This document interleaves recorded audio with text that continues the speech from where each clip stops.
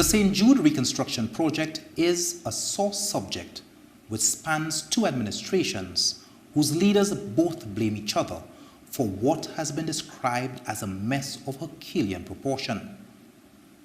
118 million of taxpayer dollars have been spent on the reconstruction of a burnt hospital in the south of St. Lucia. From the onset, there were no approved designs for the building. There was no defined scope of works and no predetermined budget for the construction. The project consultant, the project manager, and the main contractors had no experience in hospital construction. There was little to no supervision on the part of two sitting prime ministers. What resulted was the greatest abuse of the national purse perpetrated in St. Lucia. Tonight, we follow the $118 million trail to determine why was this disaster allowed to fester for 8 consecutive years. Who were the benefactors, and more importantly, what would it take to recommission this hospital? Untold Stories presents St. Jude, the patron saint of lost causes.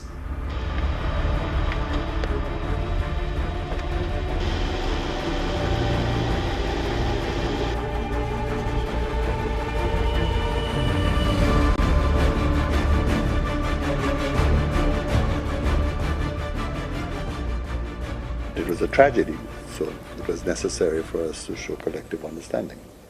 But 2 years? Come on. 2 years in the making and the hospital is not completed. You will recall that the government gave several dates, made several promises to the people of St. Lucia that they're going to finish the hospital and it'll be completed by a certain month. And the latest, of course, is that we are told that the hospital will be completed at the end of December. The preceding was an HTS interview conducted with then opposition leader and parliamentary representative for Vieux-Fort South, Dr. Kenny Anthony, in 2011. The veteran politician seemed particularly concerned with the financial management of this project. Several institutions and individuals, as well as several foreign governments, made donations to the government of St. Lucia. To this day, they don't know how that money is being spent, what the money is going into. And there is no accounting, there is no updating, except, of course, as you heard, the occasional tour by the Prime Minister, to convey an impression to the public that there is movement. On November 11, 2011, the reins of power were handed over to the Dr. Kenny Anthony-led St. Lucia Labour Party. The new government's first priority was to open the health facility. Thankfully for the people of Vieux-Fort South, their parliamentary representative was now the Prime Minister, Minister for Economic Development, and the person ultimately tasked with the managing of this project. Naturally, his first order of business was to visit the St. Jude Hospital construction site.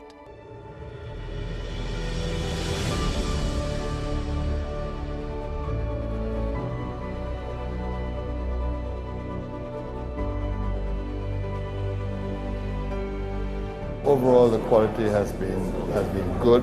I found nothing really to complain about in terms of the quality of the work. During that site visit, the Prime Minister estimated that the hospital would be completed by August 2012 at a cost of $60 million. That within 3 weeks, windows will be installed, and then you can begin the cleaning up process and the laying of the flooring and installing equipment. In 2012, by virtue of his portfolio as the Minister for Finance, Dr. Kenny Anthony was the person ultimately heading the St. Jude project. His second in command was the Permanent Secretary in the Ministry of Economic Development, Isaac Anthony. Isaac's task included direct supervision of the project manager, Shanta King, who in turn was directly supervising the work of the project consultants Halcro Group Limited, headed by Mandish Singh. When Halcro was first hired in 2010, their contract was valued at $277,000. Within 9 months, this contract increased by over 1,000% to $4.8 million. Their second contract started out at $2,064,889.51, but was subsequently increased by 300% to over $6.6 million. But that would be pocket change as compared to their final contract sum of $11,554,015.39 paid to Halcro Group, which was authorized by Minister for Finance, Dr. Kenny Anthony. Cyril Donnelly and Obi Sadu were the two main contractors who worked directly under Halcro. Interestingly, none of the players involved in the management, design, and construction of this hospital had any prior experience with such a project. On your first tour of that hospital, Right. your assessment of the work done by Cyril Donnelly's construction company was exemplary. You are quite pleased with the contractor and his work. From our research, the contractor and his office tried reaching you on several occasions to discuss some of the challenges at construction site and also the payment difficulties. Did you ever meet with that contractor? That is strange that there were efforts to reach me, because I can tell you my historical pattern is simple. Every Wednesday I'm in Vieux Fort, and anybody can visit me in my office in Vieux Fort. Anybody. That includes Mr. Donnelly himself. Kenny Anthony visited the site 3 times while I was on site. And twice he asked me, how is things going, Donnelly? I will tell him, well, sir, there is problem on site and I would like to have a meeting with you to discuss it. He told me, give my secretary your number, you will set an appointment. My secretary will call him 20 times. There will never time for him to hear me out. And these are one of the reasons the project still suffering to then go down the drain. Because of the people that were supposed to hear the situation never make time to listen. Despite the challenges on the site, and true to his commitment to spare no expense to complete St. Jude, Dr. Anthony sought Parliament's approval to borrow $15.9 million to complete the project. Mr. Speaker, the St. Jude's Hospital reconstruction is another ongoing project that continues to be a priority for the government of St. Lucia. Government is committed to mobilizing the resources required to bring the reconstruction works to completion. Since the commencement of the renovation works, there have been a number of changes in strategy and expansion in scope of the works. This was necessary to ensure that the works being undertaken were compatible with the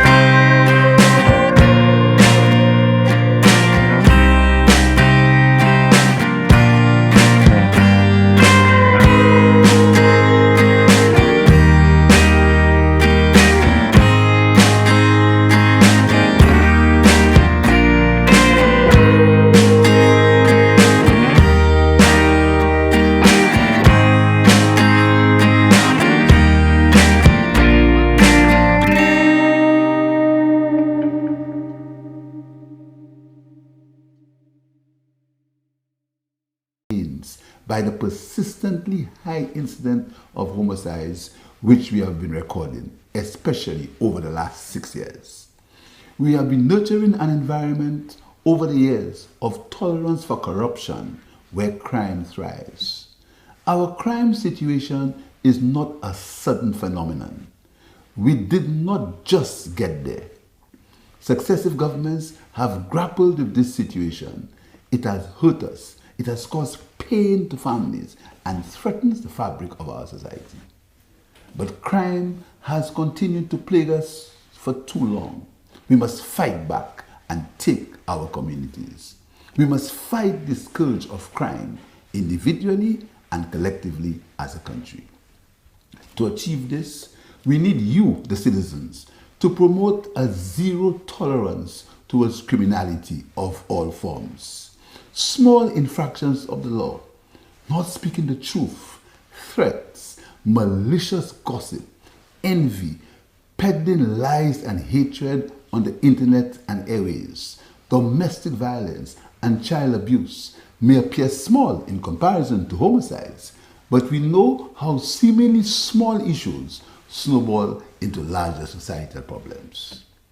The underlying causes of crime make it a complex issue that cannot be left to the police alone and the government to solve. The fundamental question is, what type of citizen do we wish to create in St. Lucia and the world? Until we know the answer to this question, can we effectively overcome the crime challenges that beset us? An answer to this question is that we need to create an emphatic citizen who respects the rule of law and value and respect human life and human rights. Forming this type of citizen requires input from all sectors of society: the family, the schools, our churches, other civil society groups, businesses, and the government. It has been said before that crime is every citizen's business, and we must all play our part in stemming its increase. Our neighborhood watch groups must be reactivated, along with organized sports clubs and wholesale community activities. In short, we must return to being our neighbor's keeper. The government continues within its limited resources to assist the police to fulfill its mandate of ensuring law and order. Yes, the police must play their part in upholding and enforcing the rule of law. They must be examples of good governance in the conduct of their duties. They must be obedient to their oath and have a zero tolerance for corruption among their ranks. Over the last 16 months, the government has signed contracts for the construction of the National Divisional Headquarters to replace the Grocery Police Station, signed a contract for extensive repairs to the Viewfort Police Headquarters, purchased 90 new vehicles for the Royal St. Lucia Police Force. In July 2022, the Firearms Amendment Act was enacted in the House of Assembly, increasing the penalties for firearm offences. There was the inclusion of new clauses, including fines that can extend to $250,000 or to imprisonment for terms which may extend to life. We allowed operational independence to the police commissioner and high command of the police. We recruited new special police constables. We provided the Customs Department with improved equipment for the detection of guns at the ports of entry. We enacted legislation to ensure protection for women through the Domestic Violence Bill. We provided a special branch unit with new office accommodation. We enhanced crime detection capabilities by achieving accreditation for the National Forensic Lab. We provided the police with 2 additional vehicles for patrol and quick response purposes. In the coming months, the government will formalize an interagency intelligence committee to adopt an interagency collaborative approach within law enforcement agencies to work collectively with a common goal of combating serious and organized crime. We'll purchase 20 more vehicles for the police force. We'll continue repairs to police stations and provide much needed equipment at these stations. We'll conduct repairs and enhance security at the Bodley Correctional Institution. We'll increase the police training vote to ensure that our police are trained in modern police techniques of crime detection, including human rights. We'll review the promotion policy for the police. We'll commence the construction of a new Halls of Justice. We'll operationalize the Swift Justice Project to reduce the backlog of cases and to inspire confidence in our judicial system. We will intensify efforts to detect and eliminate corruption among members of the police force and other law enforcement agencies. We will introduce drones to assist in crime detection. We will strengthen and increase community policing and mobile and foot patrol by the police. We will commence the reconstruction of the custody suites, which was inadvisably and hastily demolished in 2021. We will provide the police with new crime fighting techniques and special training. We'll install cameras at strategic locations around the island. In addition to law enforcement, the government has instituted several social interventions.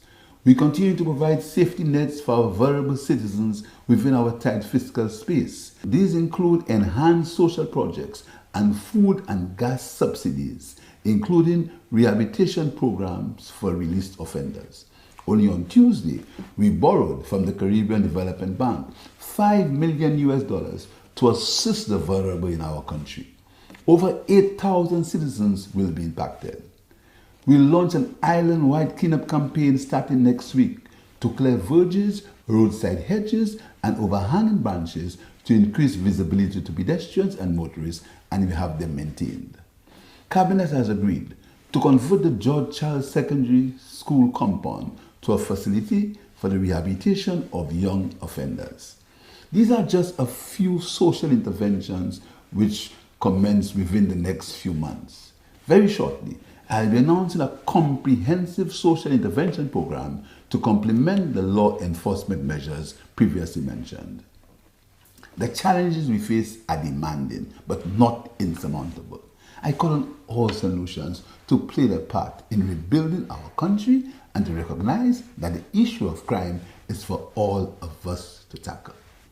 I take the opportunity to advise citizens to avoid the temptation of spreading graphic scenes of dead and mutilated bodies out of respect for those who have suffered the loss of loved ones. We do not want to be a society that has become accustomed to scenes of mutilated bodies and blood spilling. In the coming weeks, as the police will intensify searches and roadblocks, there will be some inconvenience. I urge the public to be understanding and cooperate with the police during these trying times. In November this year, the police confiscated 29 firearms and over 470 rounds of ammunition. The police are expected to make maximum use of the powers conferred upon them by the law to bring an end to the upsurge of homicides in our country. And I can assure the police that they have the full support of the government as they continue to battle the criminal elements who are insisting on causing havoc and havoc in our country. We must offer no encouragement in word or deed to criminal behavior, and the government will be relentless in supporting the police in that battle. The majority of solutions are hospitable, peaceful, law-abiding, and loving people. We can't afford the criminal minority to compromise our way of life. Our island must remain a desirable place for us to live, work, and recreate, and a welcoming country for the thousands who visit us every year. Collectively, we need to confront these criminals that seem to be creating an atmosphere of fear and trepidation. As a people, we must not allow criminality to overcome us. Let us all play our part as we continue to fight together. As Prime Minister, you have my full support and commitment in this battle. May God guide our island at this time.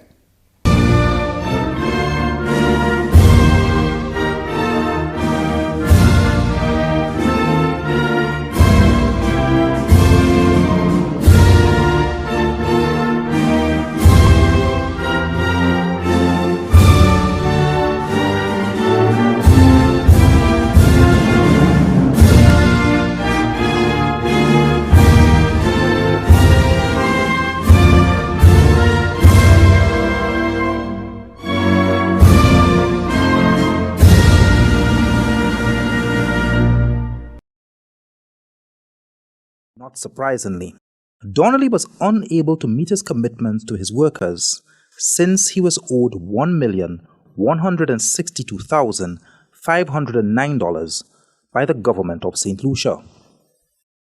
Some would believe that the contractor was fired because the contractor is a well-known UWP financier, and he was replaced by your friend Obi Sadu. What would you say? I would dismiss that very easily. First of all, that contractor, as I said to you, was kept well over a year. We could have followed the precedent of this government and terminated it from day one. We could have terminated everybody. We didn't take that approach. We felt continuity, as I indicated, was vital, that we shouldn't cause unnecessary disruption. Mind you, there were always those who attempted to say to me, look, get rid of them and get rid of the whole team and establish a new team. I didn't take that advice. Not that I did not know what the political preferences were, because this is a small country that you know what the preferences are. The second thing is that you say that Obi Sadu is my friend. I know Mr. Sadu like everybody else, and I don't know what leads you to that judgment that there's some special friendship. When we return, $58 million in contracts is awarded to Obi Sadu to complete St. Jude. We review the questionable financial management of the project.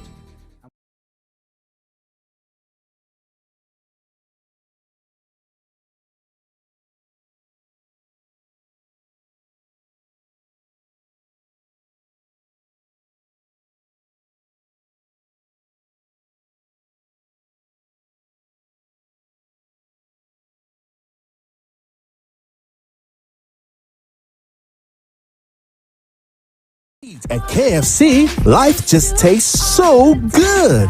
Oh, I'm so alive and I'm feeling good, so good, so good, so good. Hey, KFC, so good for everyone. St. Lucia's home. Yes, folks, I just wanted to thank you for being here with us. I wanted you to actually go through the Prime Minister's address tonight to the nation. And by the way, it seems to me that it is a pre-recorded video that was recorded sometime in the week. But that's the address, folks. For those of you who have been watching, the Prime Minister started out in speaking concerning social media and maybe as contributing towards the tone or the temperature in the country. I want you to take your time and, in your spare time, go through the address, and you can make a better judgment there as to what the Prime Minister indicated tonight. All right?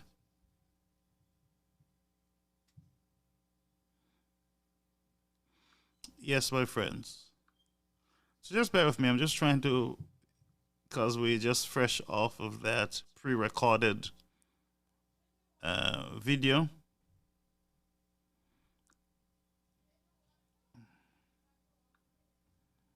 Just bear with me. We're not going to be here for long. We're not going to be here for long. But just in passing, I just want to add to the Prime Minister address this one thing, that he asks his government officers or officials to tone it down also. We, the public, would have loved to hear tonight that the Prime Minister spoke to his cabinet members and have asked them to stand down, to step down, to be careful with what they say in the House, what they say on social media, but we did not hear that, all right? And so what can I say, folks? That's the address. and there are going to be cameras. Yeah. I would add to the address, and I'm hoping that I'm allowed to do so. I can add to the address condolences to all the families in St. Lucia, all 66 families who have lost their loved ones on behalf of the people of St. Lucia. We sympathize with you. All right?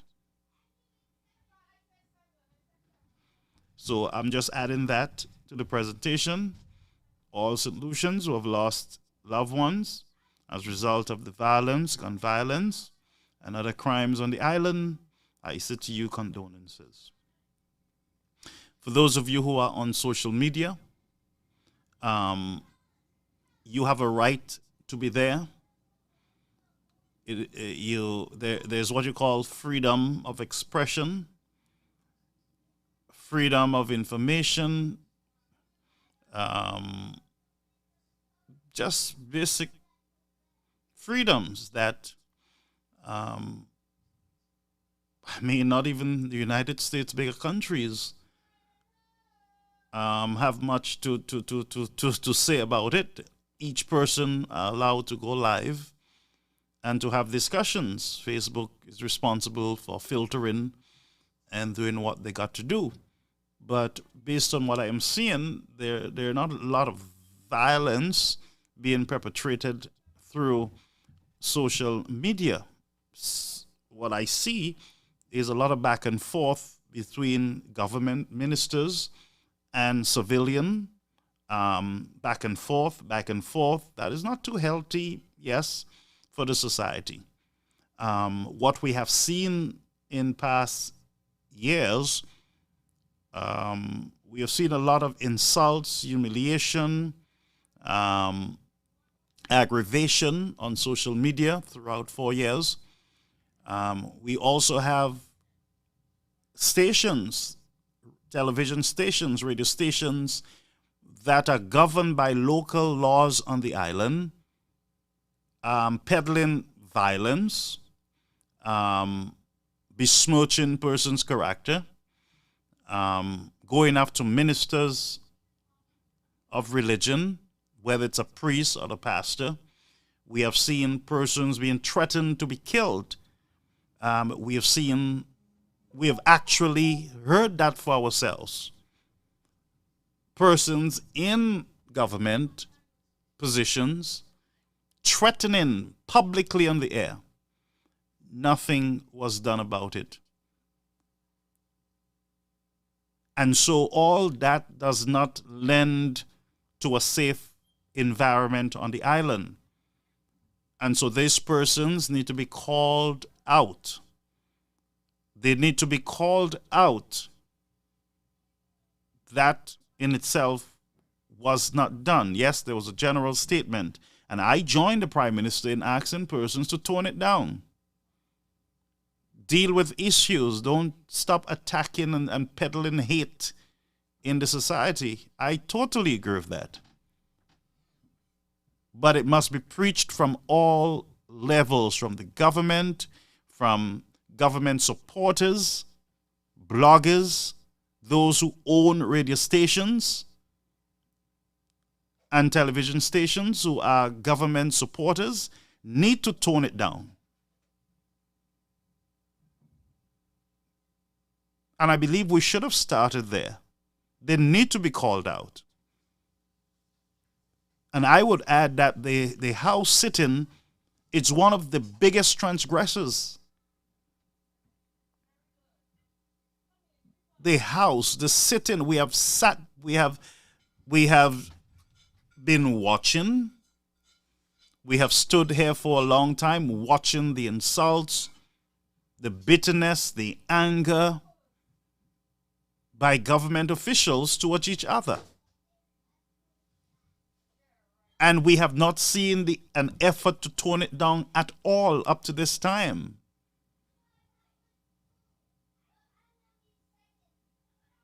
We have not seen that move the change of climate in the house. We still have persons who are bringing their personal issues in the house. Whether it be persons who did not get positions that they should have gotten in their minds, they come into the house and they peddle it to the nation. So we have not seen that kind of practicing what we preach situation there. What we have seen is that we are okay. You guys need to tone it down, but we are okay on our end. And that's not the truth. Many of us have spoken about our disgust with our sit-ins. Some of us said that we would not allow our children to view the house sit-in because it is not the right tone that is being set for our generation. And so many of us placed our own ratings on the house sitting, and we actually stopped our children and our young people from watching the house because we believed that it was dangerous. It was going down a very dangerous path.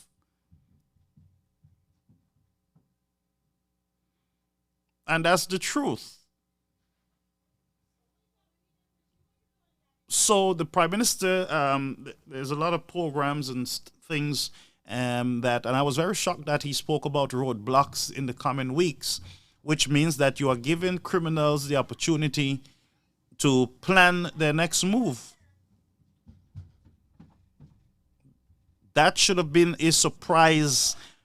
The people of St. Lucia should have gotten up on Monday morning to that surprise. So now we are sending those criminal elements to hide their guns or to be more careful with their guns. And I do not believe that that was a security move, a good move by our Prime Minister. I don't believe that. That should not have been announced.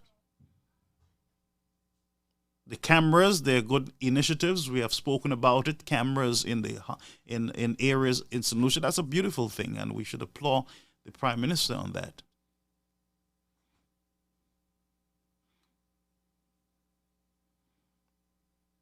Custody suite was demolished for another structure to be put up. So it was not carelessly destroyed because somebody was miserable. Again, we got to stop feeding the nation with these untruths.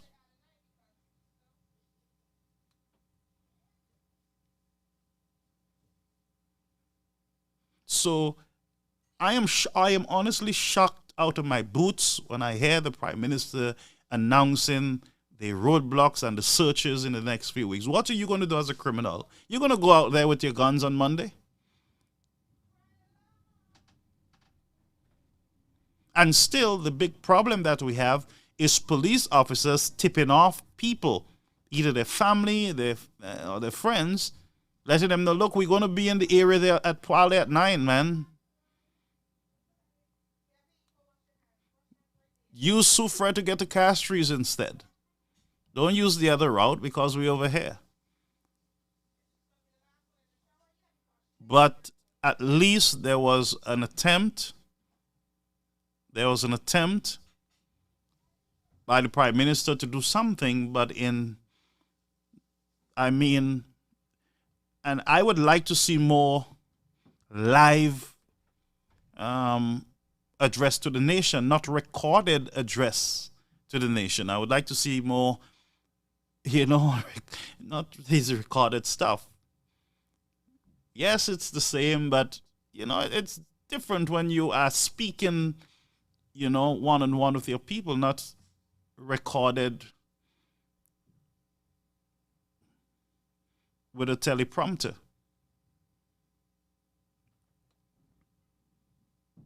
And like I said earlier, I would have loved it if the Prime Minister had spent more time sympathizing with the many families who have lost their loved ones. I wish he had spent more time showing sympathy to our young nurse who lost her life. I wish that we had that moment, that human moment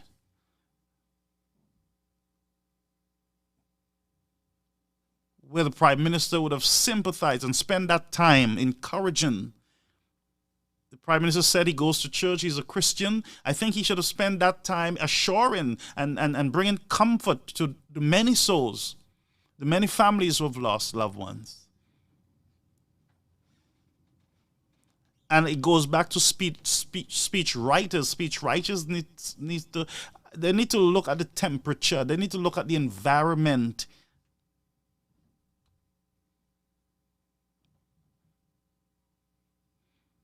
And show some humanity.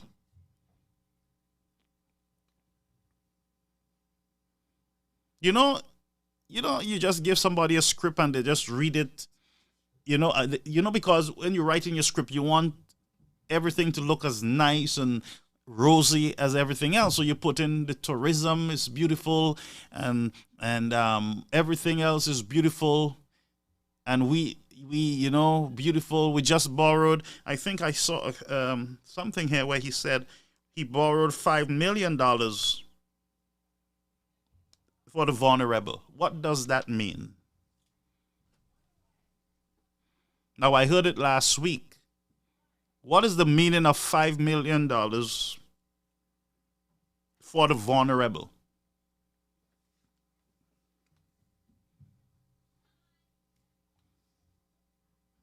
If somebody can call me and let me know what that means,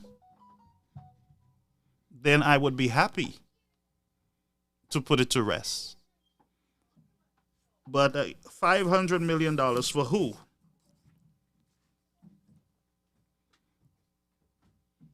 What is it for?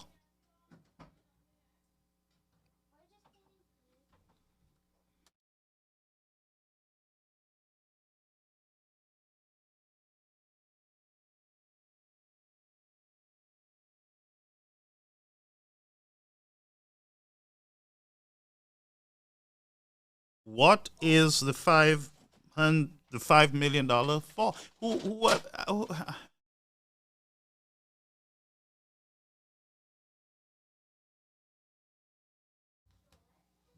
Folks, I don't know. But the truth is I was expecting a live address.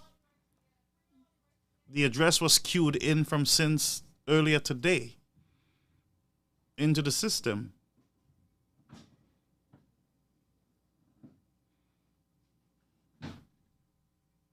And why did we not have the police commissioner standing next to the Prime Minister? We're dealing with crime here.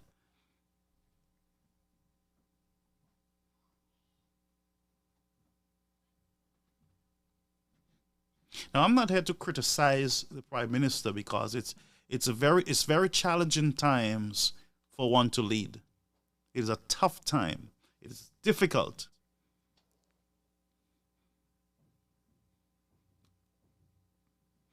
But when you see your leaders putting more energy in beating down one person every session they have, it is always to put some red meat to make the opposition look as dirty as possible.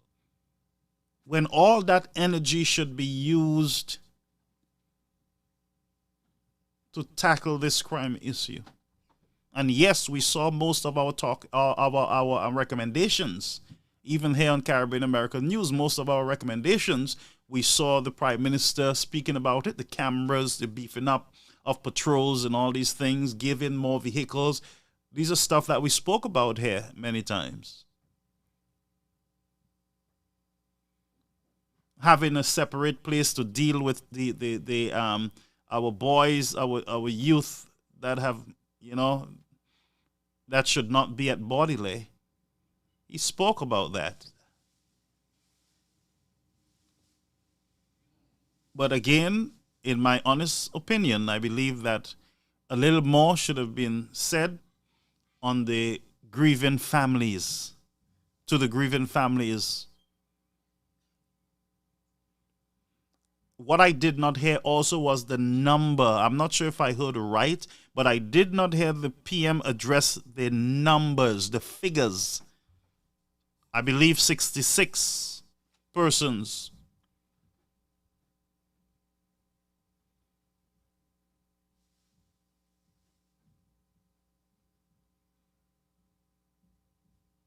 I did not hear that. So that's it for me. That's what I'm just sharing with you my disappointment. As I said, my disappointment is, one, a lot of time was not spent on the families who have lost their loved ones. Yes, the Prime Minister assures us, yes, he's here. We know that he's there. We did not see the police commissioner.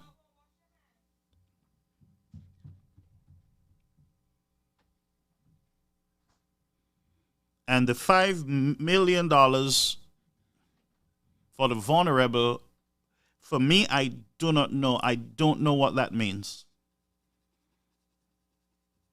I don't know what we consider to be the vulnerable. And I don't know how it's going to be used. We heard that we had, a few $1 million for housing. Program was discontinued.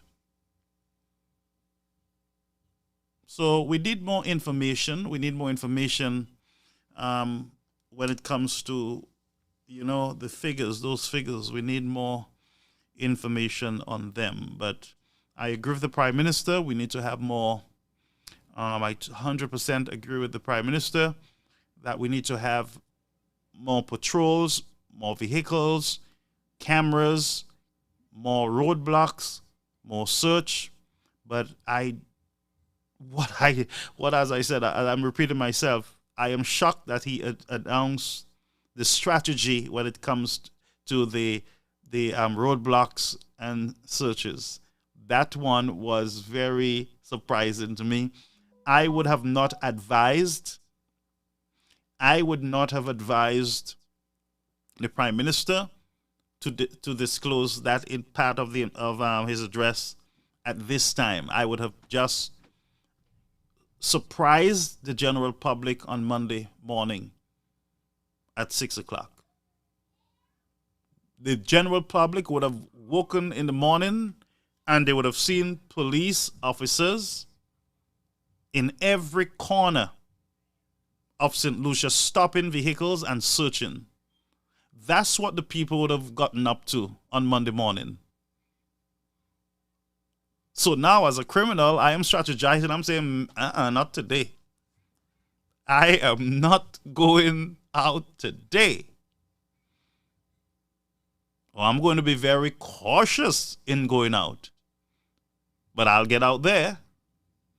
So we got to be very strategic and careful in our approach to dealing with the crime situation on the island. Let me just look at some of your statements. But folks, the lines are open. You can call. Those of you who viewed the address, you can call in and share your opinion with it. It's open mic if you want. I'm going to be here for the next maybe 10 minutes or so. So I'm going to open the lines. Let me see here. So Suzanne is asking how can she get on the vulnerable list. I don't know what that is. I don't know what vulnerable means. But I know that 5 million would not help a lot of those solutions who are catching hell right now. I don't know what it is. I don't know if vulnerable includes families who can't bury their loved ones. I really don't know. I really don't know, so I can't help there. But all I'm praying for tonight is that the strategy work, that we see a decrease in crime, and that's my prayer. So I am giving my support also to the Prime Minister. I'm not saying the government, because there are a lot of unruly persons in government that I would not even associate myself with. I would not call their names. They're just ridiculous. All right? But to the Prime Minister himself, let's hope that it works. Because if he succeeds in his fight against crime, it means your family would have succeeded. Your family would have stayed alive. You would have been safe, and that is what we want.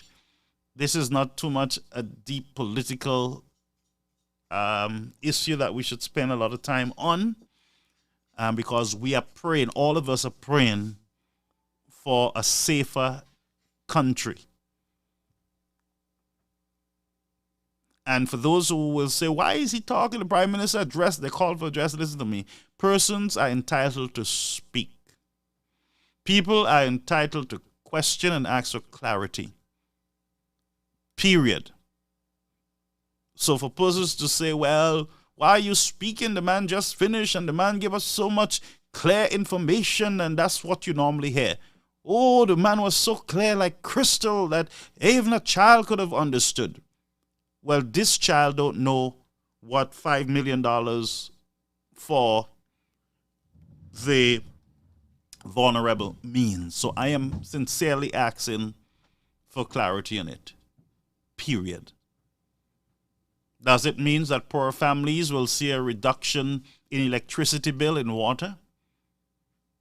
What does it mean? Will it help in reducing the cost of food on the shelves? Is it a one-time support thing? What is that? How is it going to be distributed? I don't know, and that's the truth. I really don't. And I'm sure many of you are sitting there and like, 5 million? Where's it going? Who's going to get it? So for those who will in the future, by tonight you will have your lives, and tomorrow you'll have all your Facebook Live. I will say to you, persons are entitled to ask questions. People are entitled to make comments, and you should respect that. Leave persons alone. That's the problem. You want some to speak and you don't want the others to speak. Everybody has the right to speak.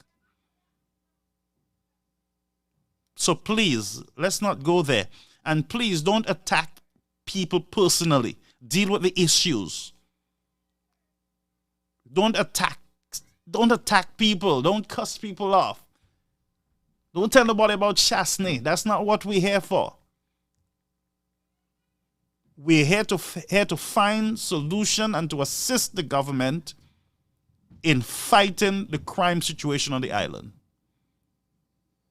So I would sit here and I would not rejoice over one death on the island, because it would be ungodly of me. And while I'm speaking, I consider the families that are bereaved. So I am very cautious. So that's why I stay on the issues and not on individual, not on people. And that's our problem. We are distracted with all the mepui and all the things that we're doing now. It is a distraction. It's not professional. We are not looking good. And we are isolating ourselves. I don't care how right we think we are, or how hurt we think we are hurt. People are watching us. People are following us. We have a responsibility to our viewers to keep our discussions clean, keep it professional, keep it on the issues. And at the same time, we can offer ideas that can help. I am sure our politicians will listen and they would think about it. There's a psychological effect when we sit here and we speak. For me, I would do my best. If I'm going to come here and start fighting and attacking, I would just not be here. That's not my intention. So, yes, people like excitement and roro, and yes, they would want they want to see people fighting, hitting each other. That's not what I'm going to do. I want to be a positive. I want to be a positive influence to the listeners, those who would come across our presentations. And I believe that's all of us should demand that. Those of you under the live, don't settle and get excited over fighting matches and cussing off in public. It does not help us, because what is happening here, we are documenting history. You don't want 5 or 20 years from now, if Christ don't come, you don't want people to be looking at these clips and saying, wow, these people were really uncivilized. Because why am I saying this? The generation is getting wiser and wiser and wiser. And the more you look back, sometimes you see how foolish the past generations were. Sometimes you do that. And sometimes you would ask, why did they put that house so close to the road? Were they not thinking about expanding the roads and sidewalks? So yes, you look back and you say, wow, that was not too wise. And the same thing is going to happen with social media. Because we are documenting, and this is a crucial time in the development of St. Lucia and the nation. Those of us who have the platforms, the voice, I don't care which side you're on or who you are, whether you're the United Workers' Party or Labour Party supporters. Let us remain civilized in our discussion. Let us unite. Let us strive for unity. I'm not saying you sacrifice your values, but there's an old saying in the Bible that a soft answer turns away anger and wrath. And there are some things that you deal with one-on-one privately. Some of the things that I'm hearing and I am seeing, it should not be on public media.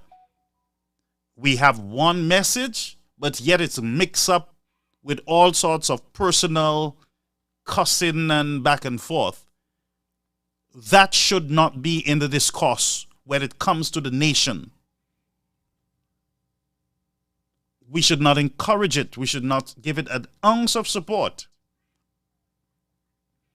So I am calling on everyone, let us help in the fight against crime in the country. When we win, when we get to a place where we are comfortable, then we can all look back and celebrate and rejoice that our country is much safer than yesterday. That's what all of us want, a safer environment for our generation. That's what we want. That's what I want. And that's what you should desire, each of you who are listening to me. A clean and simple discussion.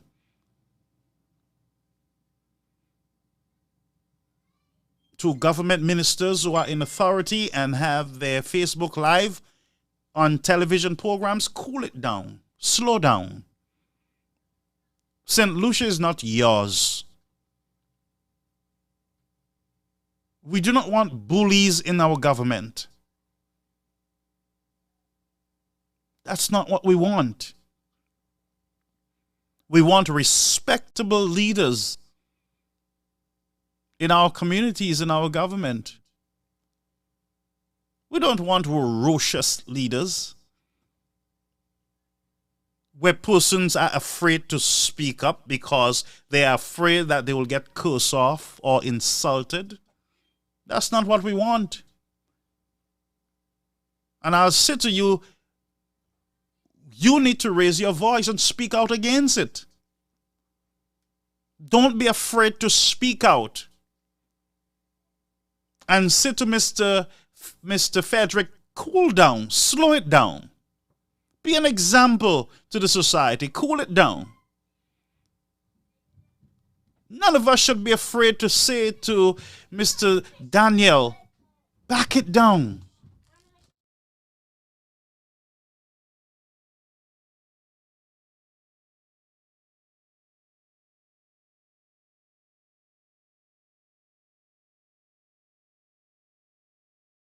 I'm sorry, folks. I have some visitors here.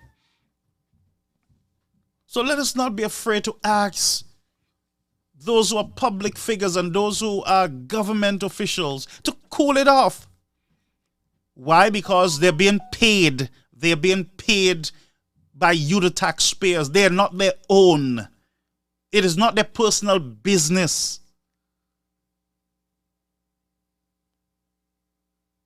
And folks, I'm telling you the truth.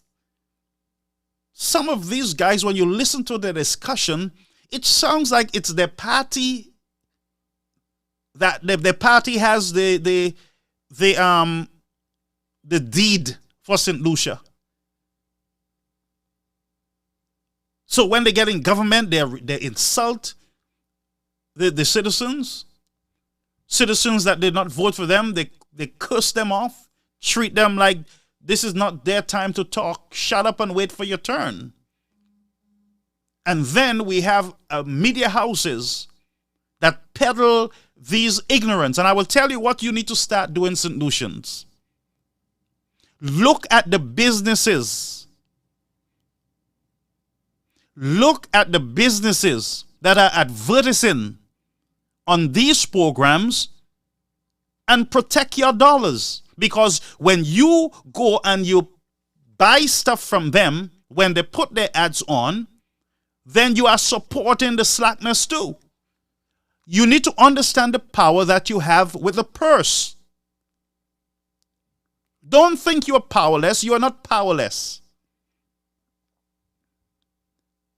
You are not powerless. The reason why they're advertising is because they need your money. You have the power.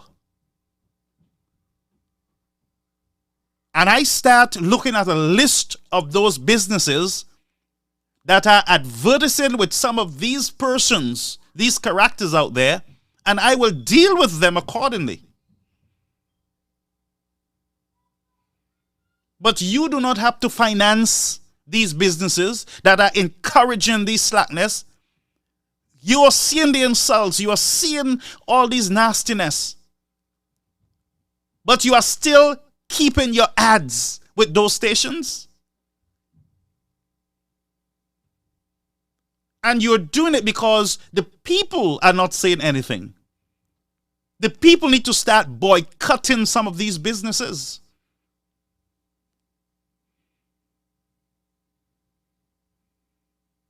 You need to start boycotting some of these businesses.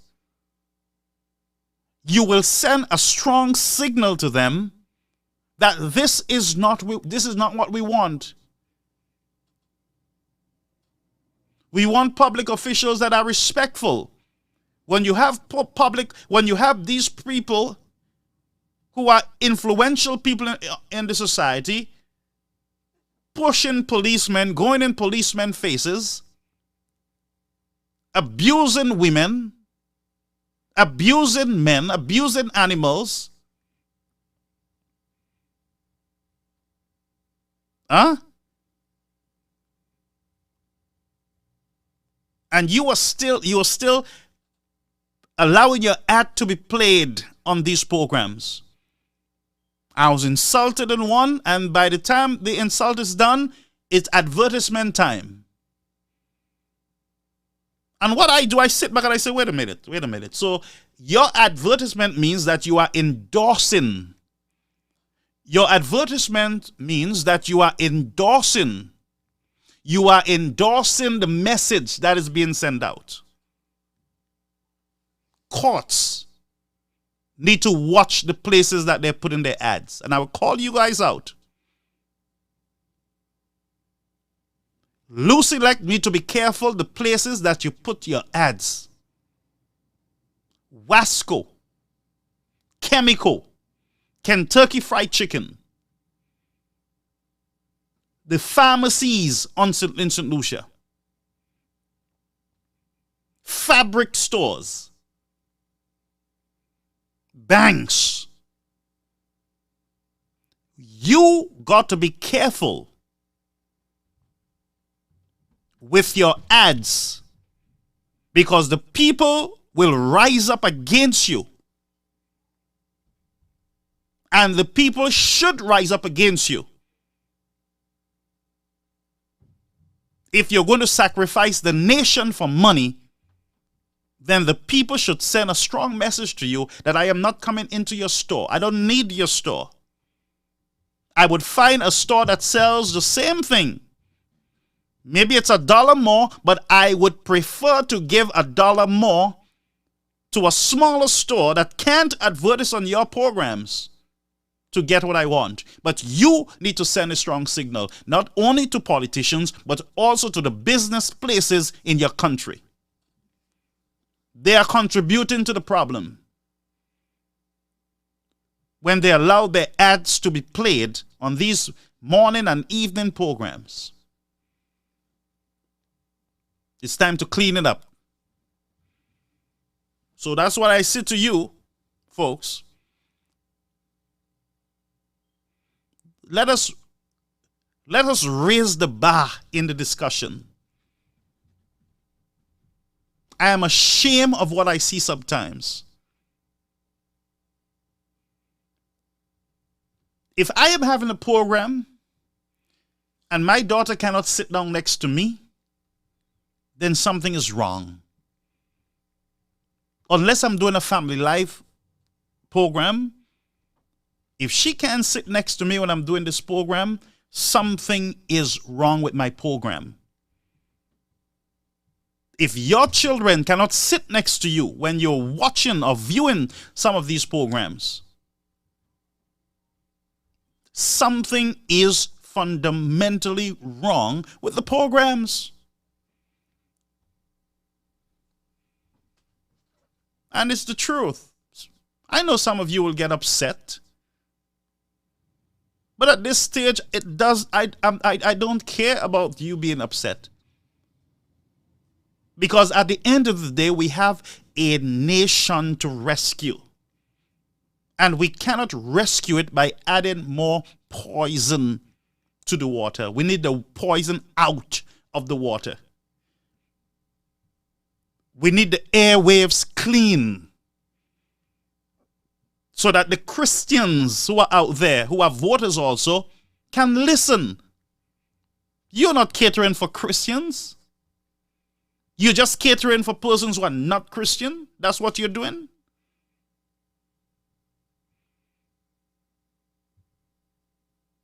And if you're a Christian and you enjoy what you're seeing, then something is wrong with your Christianity.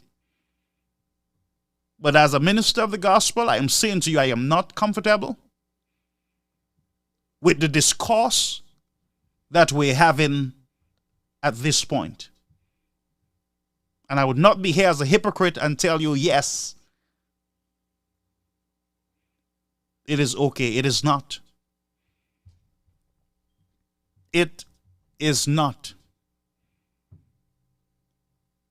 When priests are being insulted, when pastors are being insulted, when teachers are being insulted, when other government officials are being insulted, then we should have a problem. I should have a problem. We want to attract young people You want young people to listen to you. You think young people like the drama? You think they like what we old people are doing? No, they don't. You need the young people to get involved in the discussion. How do you get them involved?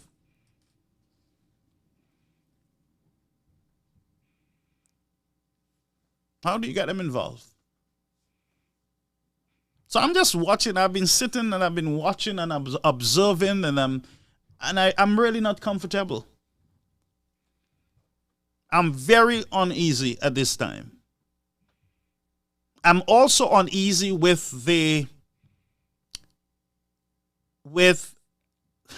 our attitude. Our attitude it's kind of messed up. The fighting down and the gossiping and the spreading of false information for no reason at all.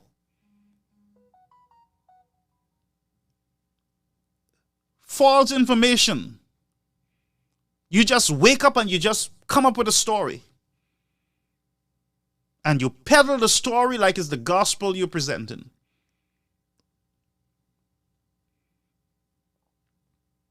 We need to be on the side of truth at all times. We should strive for truth. Because the truth will always set the generation free. The truth will always set the nation free. Truth will always be truth.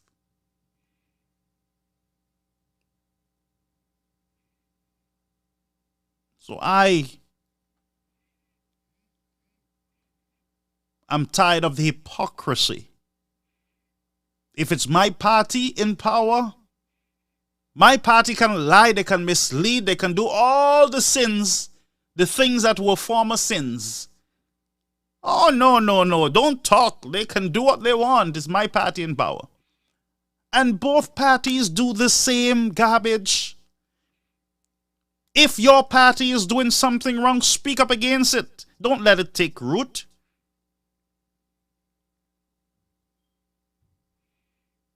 And as much as we love Mr. Chasney, if Mr. Chasney does something that we don't like, that we believe it's wrong, we speak up against it. If Mr. Pear does something wrong, and he's loved by his supporters, if he does something wrong, then you should have the grind to stand up and say, sir, that is wrong. Without anyone plotting to destroy you or to get you out of the game. We got to be able to disagree, to agree. We got to be able to have discussions that are difficult and yet respect each other. But that's not what we have. I've lost a lot of my friends. Folks that I thought was my friends. Why? They say, oh, you're talking there with the United Workers' Party. All of them are labor. All of them are labor. And they try to pull it on Christianity, and I'm a leader, and that's what the cloak that is used. But you were never my friend. Because if you were my friend, you would have said to me privately, I don't think that's the right path, man. Let's pray about it. That would have been the ideal way. But to call Johnny and to call Teresa and to do this and to do that, it's hypocrisy. Must be called out. Hypocrisy in the United Workers' Party camp. Hypocrisy in the St. Lucia Labour Party camp. Hypocrisy in the church. Hypocrisy in the society. I'm not saying that I'm the best, but I'm saying let us strive. Let us aim to lift the discussion, to lift up the standard.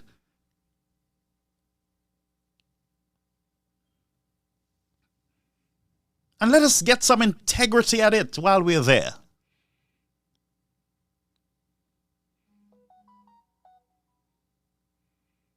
So, bro, folks, we got to call it out. If Mr. Shastner made that address tonight from a pre-recorded thing and never mention the families that are suffering, or take a moment of silence for them, bow your head in a moment of silence, ask the nation to bow their heads in a moment of silence on behalf of all those who are victims of gun violence. If he did not do that, then it would have been headlines. He don't care. He has not a heart. He don't understand us. But what you will have is clap. Oh, he did so well. He was so clear, like crystal, that everybody needs to say amen. Let the church say amen. Oh, such a beautiful, talented prime minister. And oh, he nailed it. He hit everything on the head. Oh, that's what we need to see in the society. That is called hypocrisy. That is called double standard. That's a problem. It's a problem. Now, I'm not here to make friends. And thank God all of you are my friends under the live. All my little mini bugs, they're gone. When I say mini bugs, those who always come and try to sow discord, they don't come anymore, which is good. Some of them are blocked. Anyway.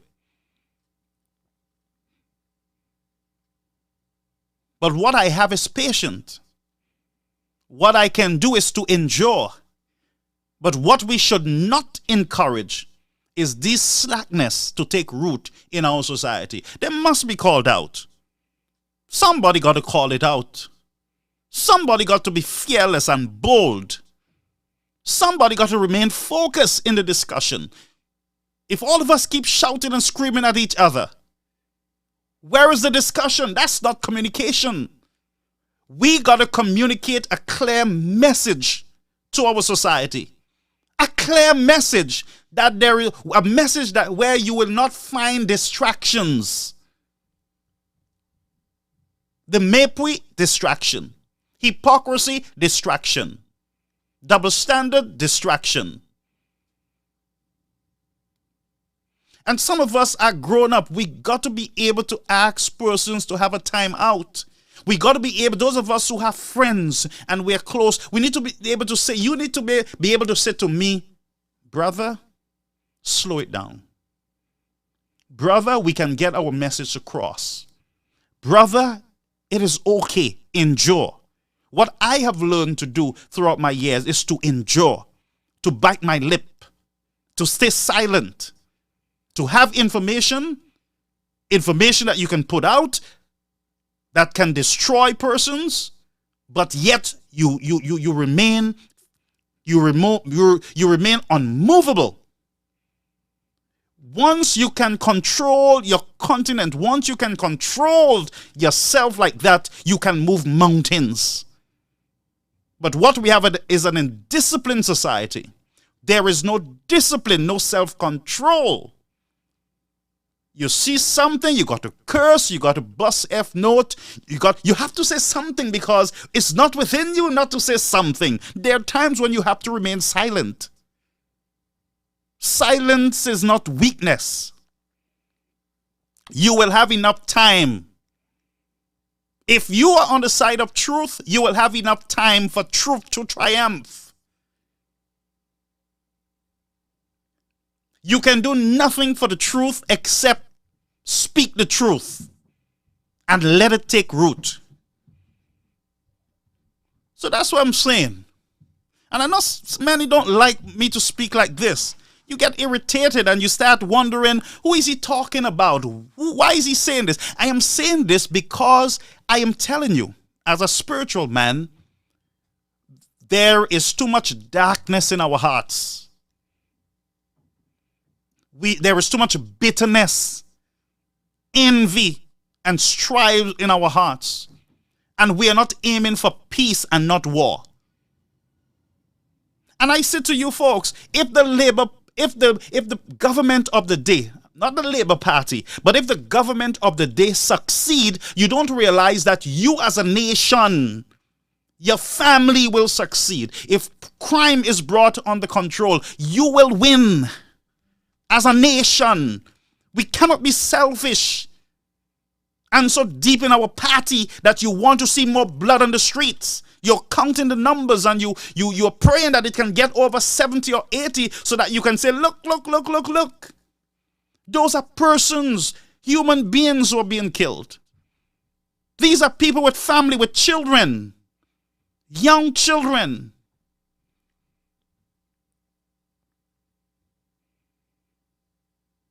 And I hope you respect and understand what I'm saying here. Please, folks, don't take it personal, but take the message from me. Trust me on the message. I've thought about it carefully. If there is something good happening in the society, there is no reason to criticize. There is no reason to get back because they got at Chas and this one got at this one. There is no need to get back. If something is going fine, let it go fine.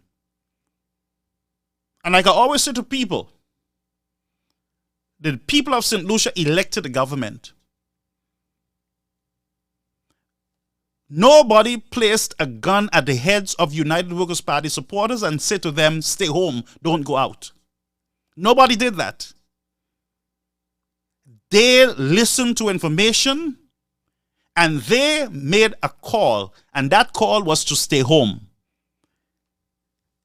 Those who stayed home, they voted. I'm going to say this again.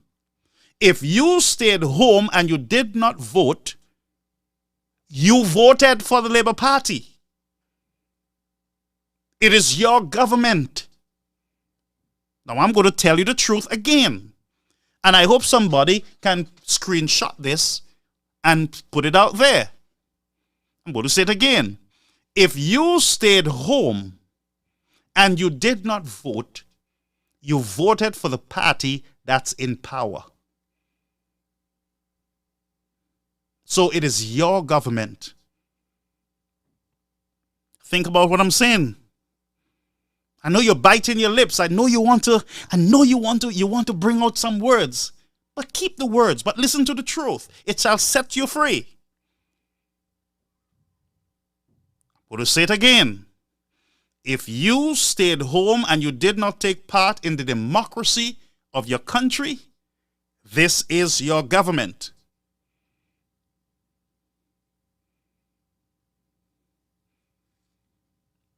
This is your government. So therefore, you got to wait until elections so that you can get involved in the democracy and you can proudly say that I was part of it and I voted a certain way. But if you're at the cabaret drinking rum, or you at somebody woman house or man house and you were not part of the democracy, then fine, enjoy your government. What were you doing home?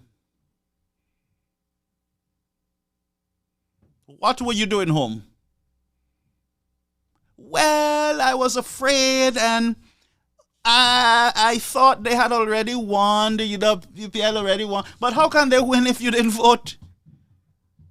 Every vote counts. Every vote is important in St. Lucia. Yes, every vote counts in a democracy. So don't come with your self-righteousness. Every time the government talk, you're sneezing. You're catching cold every time the government have a flu. Just spray and get involved in making a difference in your society until then. It means that many of you who have means will have to help those who don't have. Yes, you got to do that. Each one got to help one. But what you cannot do is to pray that your country will remain in a downhill so that a party can look bad or look good. That's not how we work. That's not how we should think. We should not reason like that. And we should not pray again for any violence to escalate. All right? And I'm not making any excuse for what I'm saying here. The Lord brought me on the scene here for such a time as this, for a purpose and a season. I am here for the purpose and a season.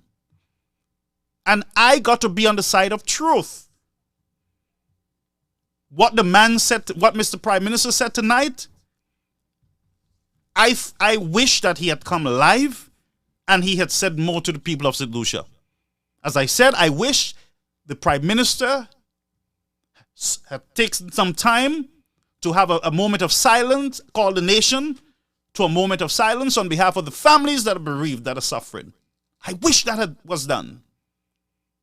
I wish this $5 million for the vulnerable would have been explained a little more so that the vulnerable can know who they are. I don't know who the vulnerable, do you know? Are you the vulnerable?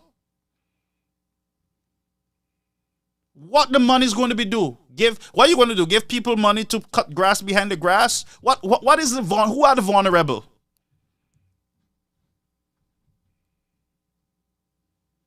Who are the vulnerable? So I waited for an answer, but I didn't get one.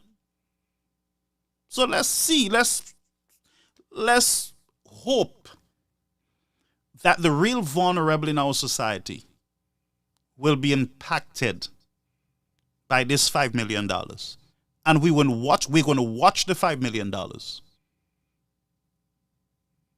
I don't know if the poorest of the poor is the vulnerable. I really don't know either. I don't know who the poorest of the poor is either. I don't know if they're people. I don't know who they are. I really don't. But we got to watch the space and see what is going to happen there. I am happy that $5 million is being made available for something that sounds like the needy poor. All right? If we can get the $5 million into paying off some of these light bills and water bills for our vulnerable for the next 3-4 months, we'll be happy. If it's going to help to put meals on homes of our poor families, we'll be happy. If it will help to buy a tank of gas or reduce on the price of gas, why don't you take that $5 million, put it towards utilities and the gas? We would be happy. If we can cushion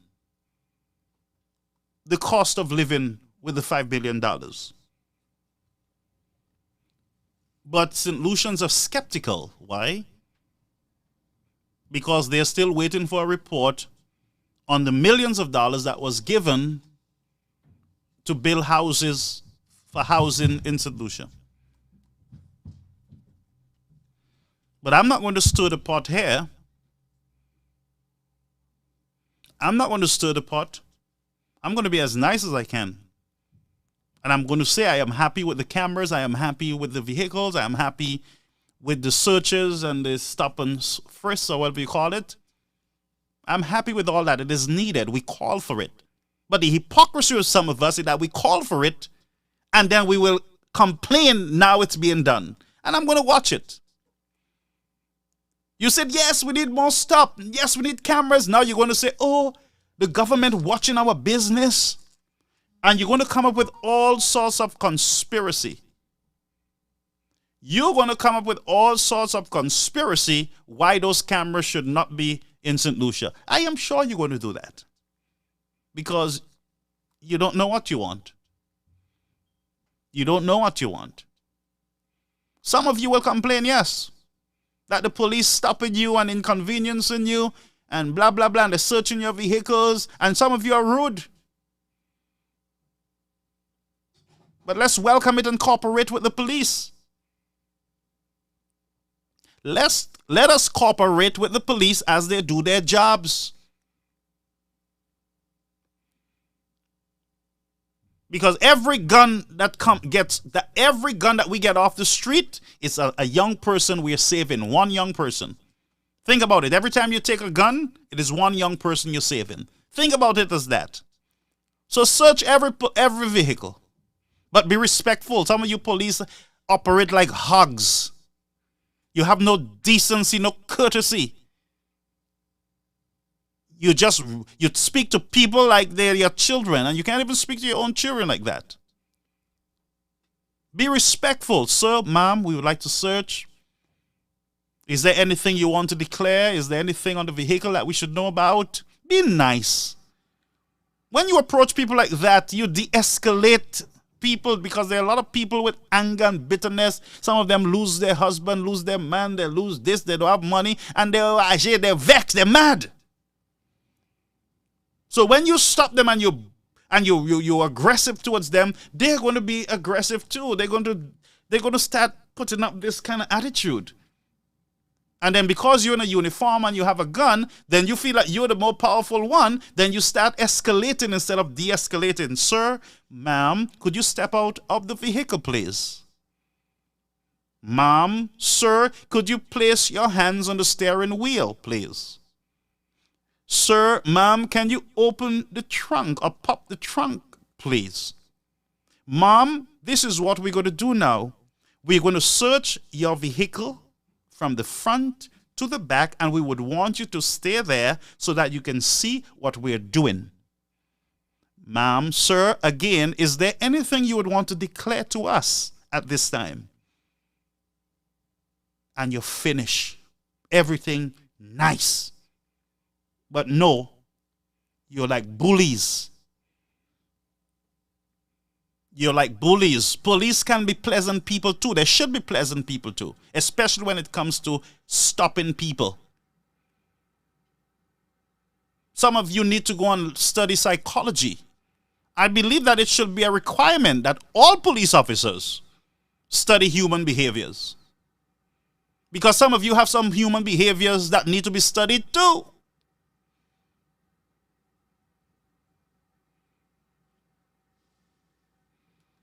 No, just saying.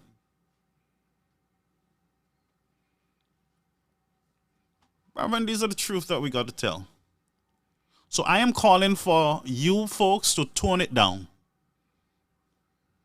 There's a lot of issues that we have to deal with. Now, I'll be calling on a National Day of Praise and Prayer very soon. All right? And I want to see how many of you will join. You see, I want to see how many of you will join.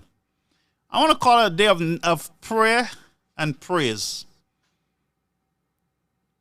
Yes, except the Lord build a house, they labor in vain who builds it. And righteousness will always exalt your nation. Yeah? Righteousness will exalt your nation. You hear me? Yes, it will. So we'll have a day of prayer by the grace of God, and thanksgiving, prayer and thanksgiving on behalf of the nation. I believe that many of us are Christians, and I believe the time is ripe. The time is right for us to do so. Those who do not believe in God, I'm not asking you to believe. Just come along. Come for the ride. By beholding, you become change. But I am sure that those of you who don't believe in God want something different in your society. And by the way, what do you have to lose in believing in a God? What do you have to lose? Tell me. Your mind? Please. So, it's a whole sort of story, folks, but my prayer is that we change. We be more civil. We be more nice to each other. And I'm going to call some names tonight, and I'll tell you. I've had my clash with KKRR, Jules. He have said some very hurtful things. He have tried to paint me as what I am not. But I know who I am, so therefore I wasn't even worried about the brush that is being used. Because that brush cannot carry enough paint to paint me. Period. All right? So, Mr. Jules Kikara, I have absolutely nothing against this brother.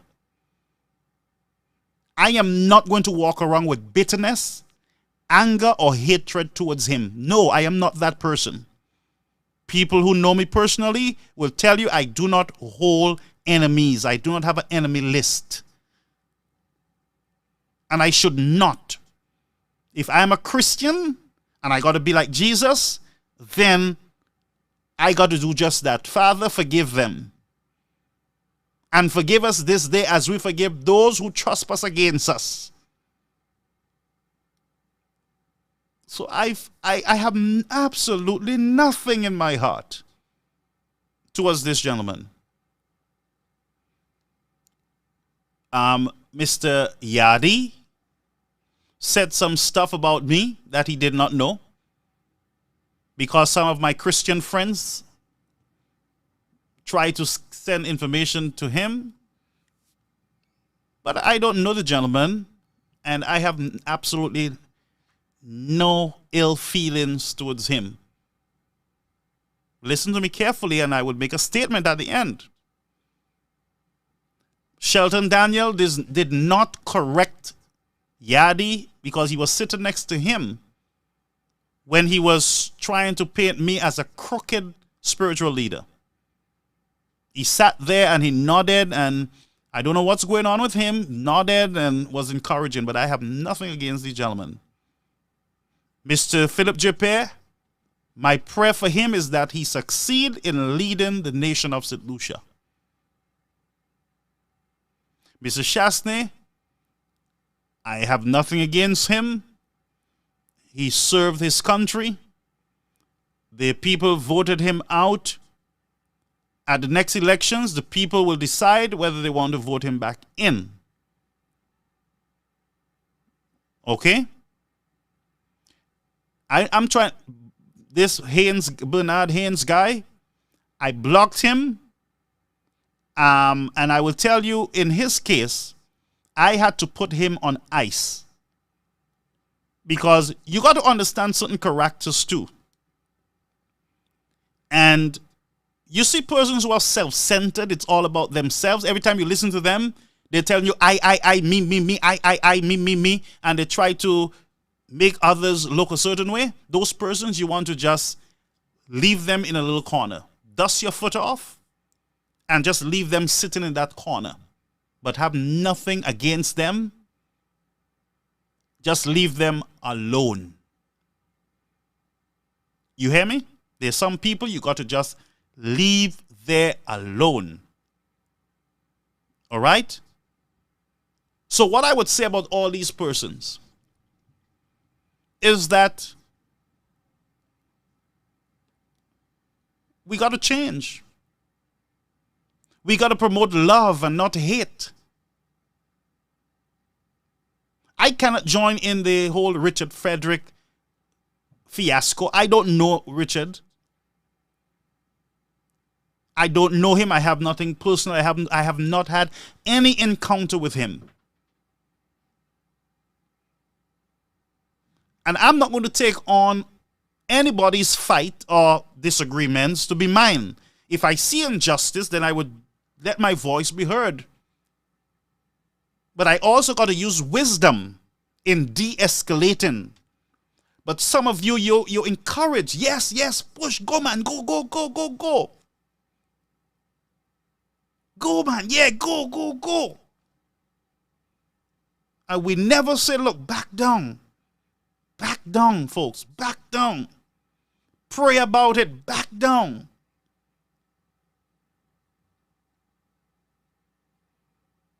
Boy, and I know my people love drama. You love, man. Let me tell you something. You see two people fighting in the street, a woman and a man. Guess what you do? You stand there and you bite your lips and go, bali. Ababuding, bali. And you ain't leave it until that fight finish, you know. Because that's just, you get excitement. It's like a cockfight. But we got to de-escalate for our generation's sake. We need more people in our society that looks like Jesus. When I say attitude, calm, humble, respectful.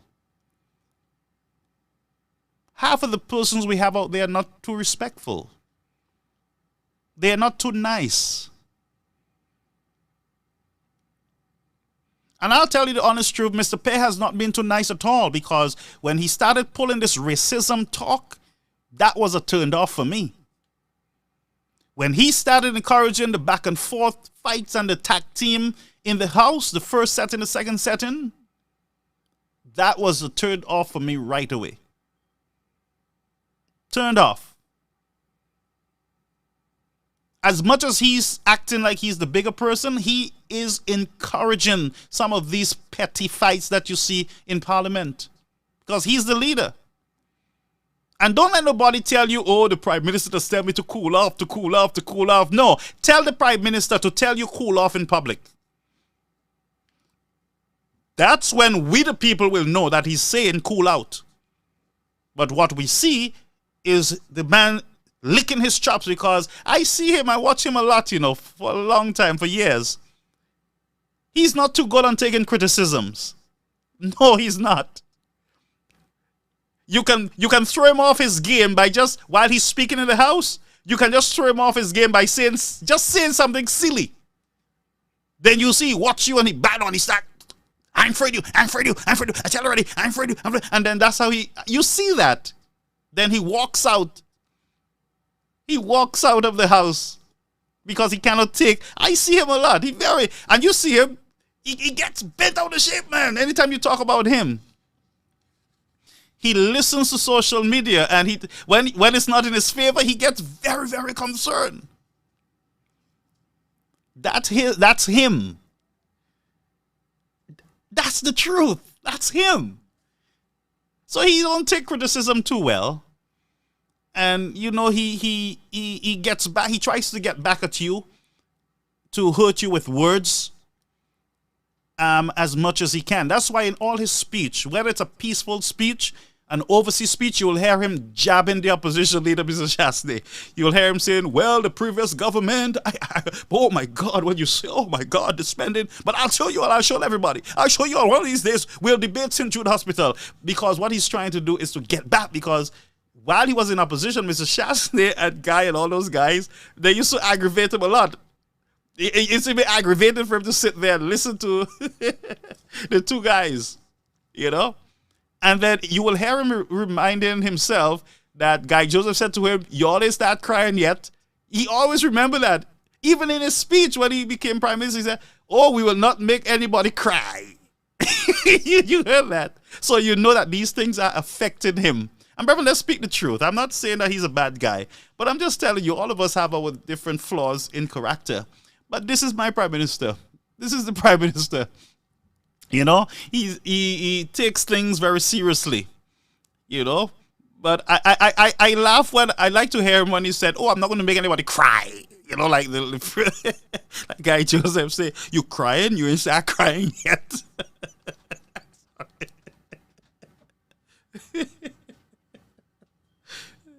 Sorry. No. Reverend, listen to me. I have a lot of fun when my Prime Minister is giving jokes. He's very funny. Honestly, he's very funny. And as I said, you can throw him off his game. Listen to me. Sorry. Guy Joseph used to torment the guy a lot. Sometimes I say, Mr. Joseph, just cool out, man. Joseph would, while he's speaking, Joseph just watch him. And the Prime Minister goes bazooka.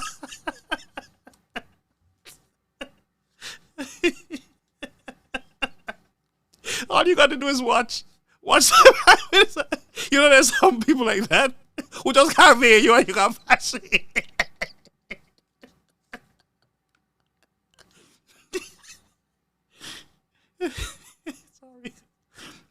Sorry. So, and I can speak like this is because I have watched over a period of time. Now, the SNP supporters, they don't like me to do this, but it's the truth. And I'm not lying. It's the truth. Most of you can, folks, if that's true, I mean, talk to me now. That thing is true. Savoy. Esa Bavoy. Guy Joseph just sits over there while the guy is talking and just point at him. And you see Philip Japan pick up his bag, put it on his arm, and he's arguing all the way to the vehicle. He got it. Well, I'm not afraid of any one of you.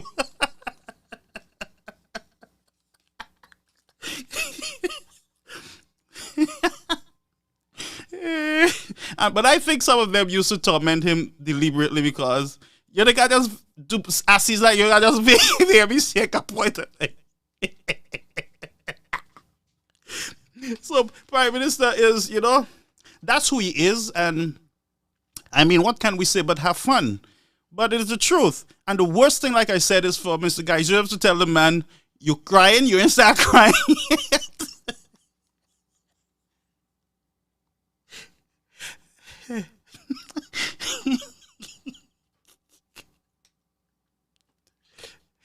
And then you have one, every time the guy sees Chasney, Kwiskapwe Bugla. Tout les messieurs ouais Chasney, monsieur ka dépale, monsieur. Mange-moi ba ekon. Honestly, I've never seen anything like this. All you hearing throughout the past years is Chasney.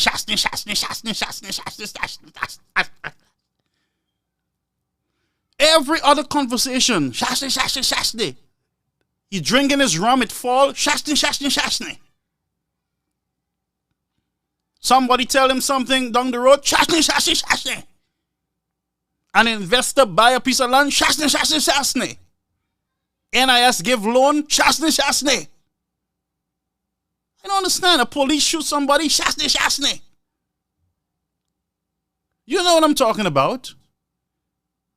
And I can almost guarantee that some of these people, they talk in their sleep and all you will hear is Chasney. Some of these guys, they get nightmares and they jump out their bed and say, Chasney to sell Chasney. Where's Chasney?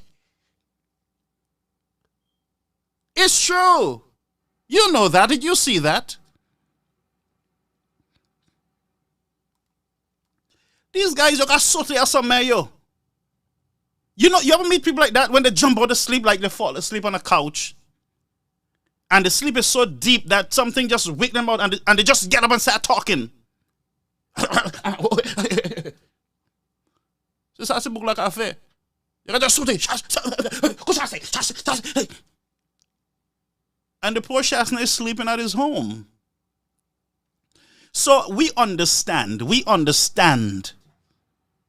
But what we should do is we should not encourage ourselves to buy into this bitterness that we see.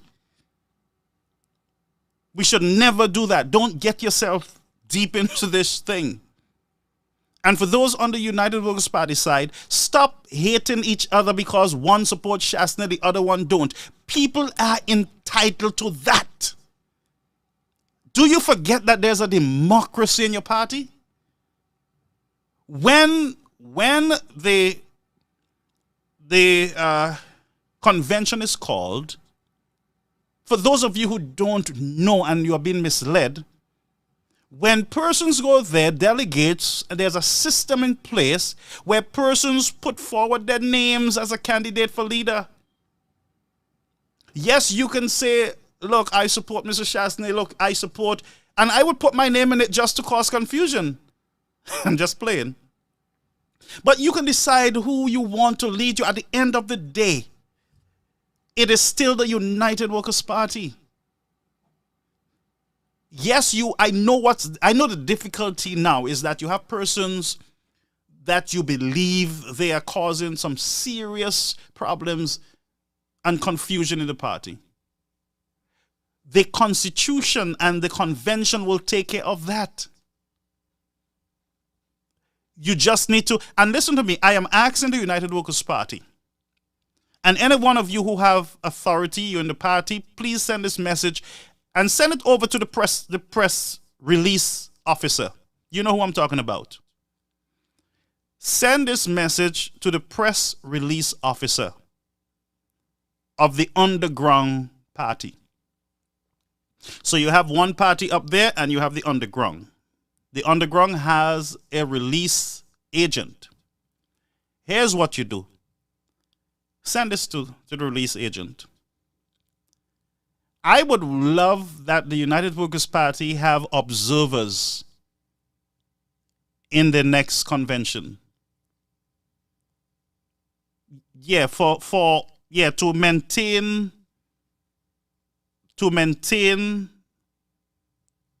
the constitution of your party, to keep that at the forefront. Bring in observers. I would want to be one. I'm volunteering. Bring in observers. Why? Because of, those things that have gone on, taking roots. Get some observers, just like regular elections. Get some observers to come in. All right, and I'm volunteering for that. So I hope the press release agent get this message and pass it on to the underground and the above ground. All right, good.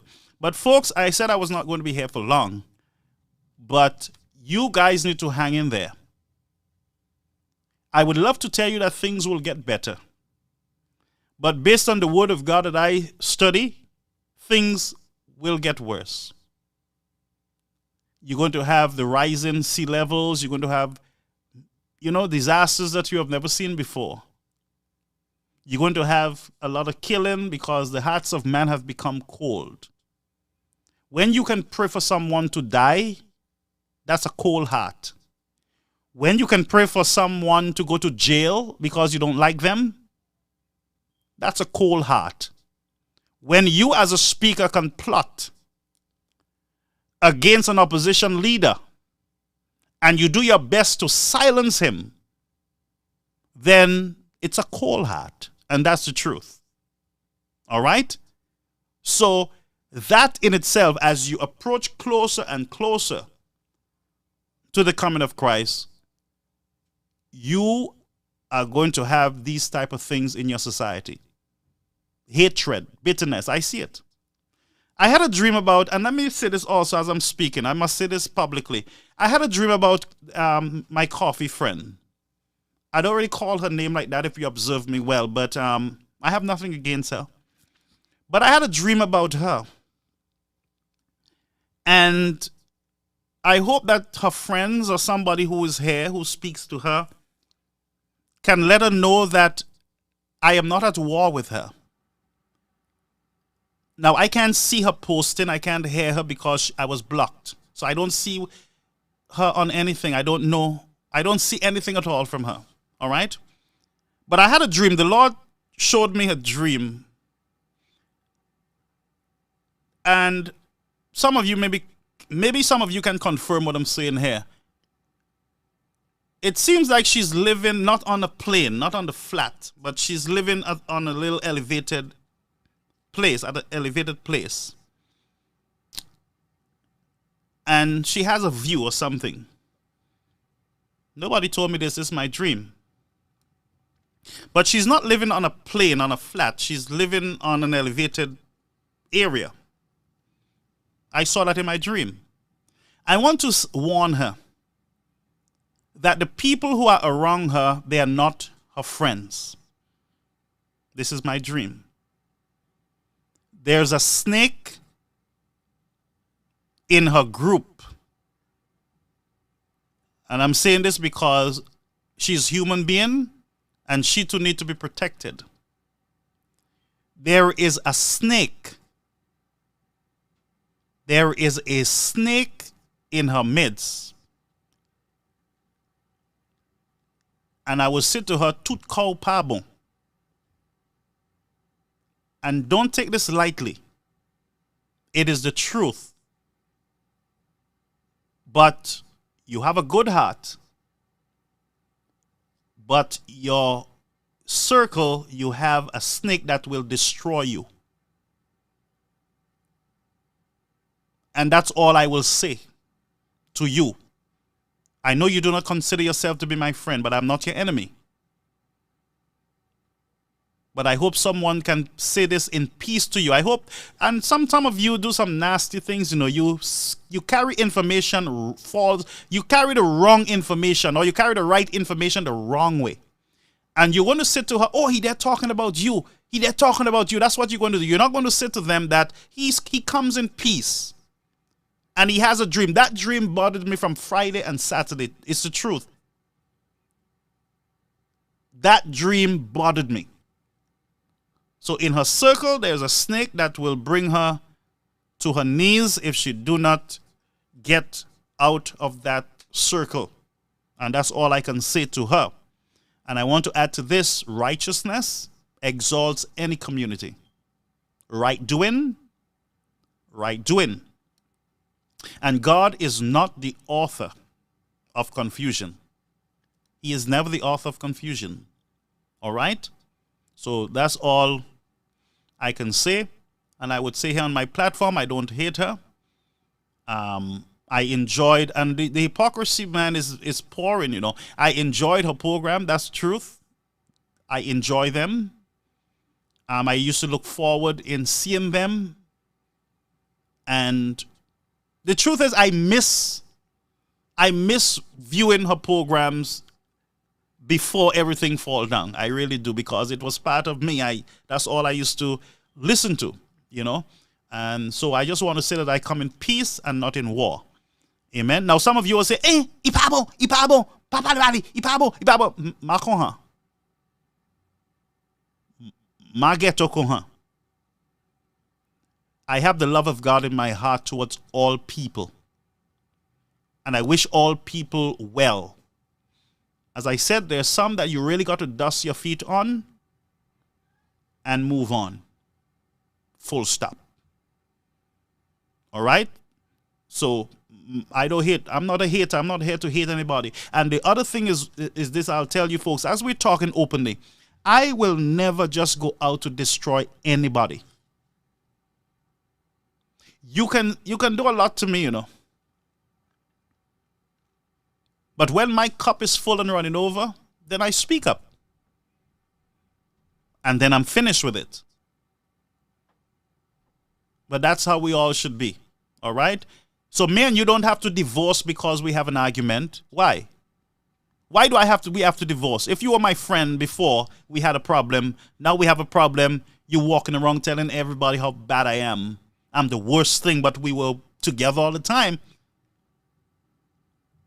So we can have disagreements and have conflicts and little stuff. We're humans, part of a community.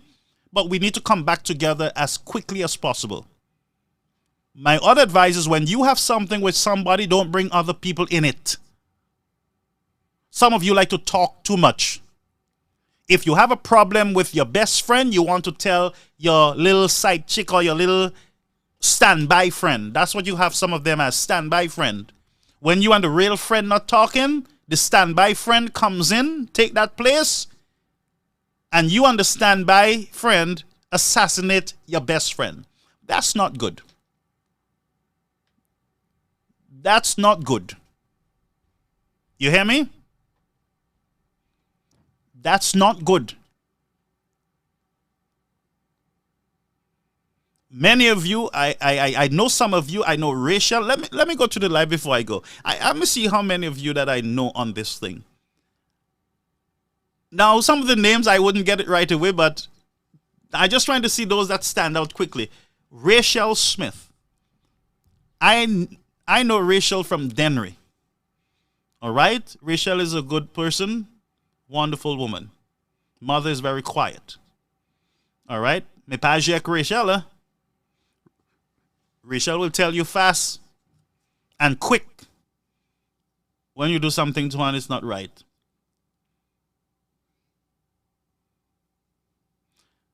Mathra said, the coffee lady, my golden voice, had a dream.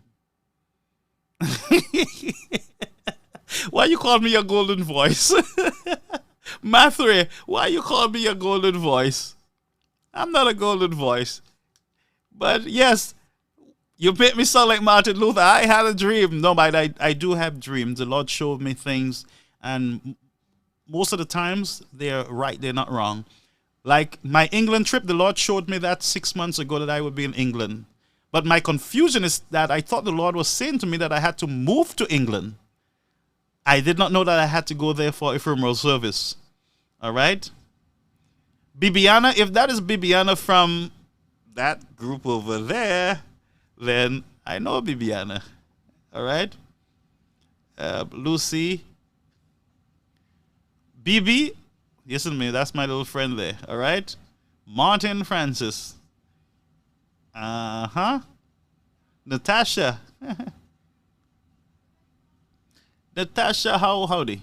Francesca, I know Francesca from a long time. All right, that's my little friend. I'm not going to tell you where she's from, but I'm looking forward in seeing her. And I'm keeping her in my prayer. All right? Jennifer. Lucy. Folks, you got to bear with me because the things are just going up and down. And I see my friend Donna B. Hey, Donna. Sao ka bela Nescafe sa babo po usaf. And my spiritual mother, Miss Dr. Fletcher. Yes. Joseph, Brother Joseph. And my friend Danielle Polios. Yeah, man. Folks, why you all not calling? Because I'm going to leave now. I'm going to give you all 10 more minutes. Let's leave at 8 o'clock. What do you say? 8 o'clock would be what? That would be 9 o'clock in St. Lucia. So let's stay until that time. All right? I won't just drop you like that. Oh. That's, well, I'm not sure what brand it is. Yeah, not my advisor there. Cleopatra. All right? I'm not going to say much on the name, but good night, my friend. Good night, my friend. Yes. So we'll go up to 8 o'clock, up to 9 o'clock. Honestly, she got that joke from Meniva Ward. Where do I haven't seen Meniva? Where is she? I haven't seen her tonight. Maybe she's doing her studies and everything. Okay. Nescaf. Hey. Yes, my friends. Okay, Lydia Francis said that you owe us something because we came late. Yes, my intention was not to come on because I'm preparing for my England trip. It's a long trip, and I have to put my sermon together, and I have some other things that I got to put together here, and then I have my St. Lucian trip, and then I had to go to Canada, but that doesn't look possible. So it's a lot of stuff. And guess what happened to me? Someone stole my Amazon package from outside, from the front door yesterday. And it was caught on the camera. And surprisingly, I missed that person by like 10 minutes. Because when I look at the time and the time I came in, that person had just walked out with my package. So listen and tell me if I'm not a spiritual man, right? I stayed on the bed and the Spirit of God said to me, go and walk the block. So I got up at 1 o'clock in the morning and I walked out, go down the block. Guess what? I see the empty box in the middle of the road, the walkway, down the road, down the block. The empty box with my name on it, the person took out the stuff on it. But I was able to capture, and I'm not going to tell you what I put in place for that person, but I have something nice put together. But I am telling you, the step of a righteous man, it is ordered by God. And as we follow in the footstep of Christ, we can never go wrong. All right? We can never go wrong. He guides our path. He leads us in the path of righteousness, right doing. All right?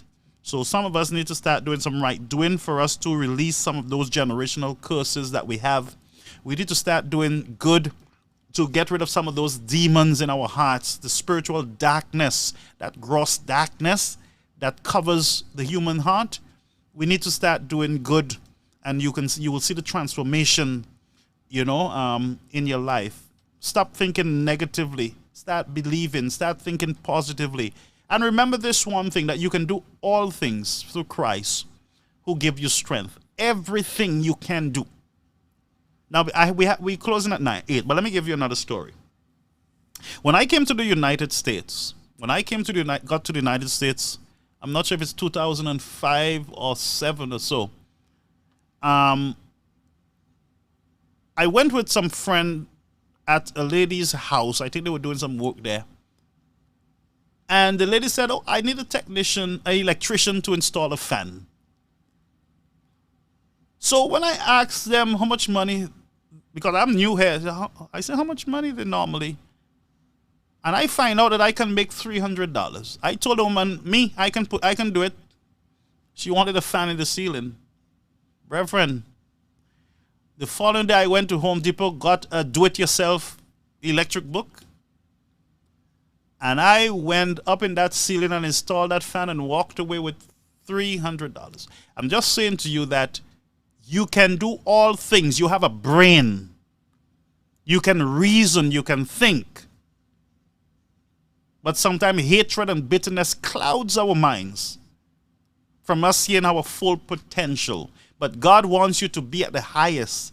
One of our famous writers says, higher than the highest is God's ideal for his children. We are to aim for the best. Stop walking around telling people that you're so sick and you will die and you ain't know about tomorrow and you're complaining and you're groaning. It dries up your bone.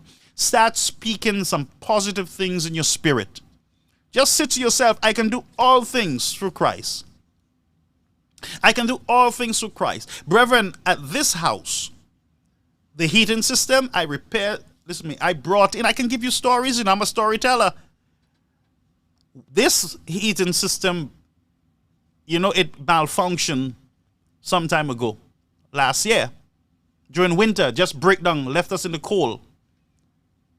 And I called a company to repair this thing. The man told me it will take $1,000-something to do. And I stood there and I said to him, but what is really wrong with it? And he said to me, this part, not good. This part, not good. And that part, not good. So he pointed to 3 parts. Brethren, you know what I do? I said, no problem, tomorrow. I went to the plumbing store. And I bought the 3 parts and I put in the 3 parts. I went on YouTube and I saw how to install them and I installed the 3 parts. And up to this day, I have heat working and I saved $1,000-something. So that's why I said again, especially to you men, stop acting like little girls. You can do all things through Christ. And even little girls can do all things through Christ. The washing machine broke.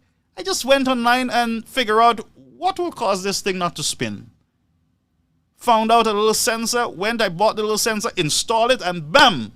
Instead of buying a new washer, the same washer that we bought the house with is still there in the house, still working.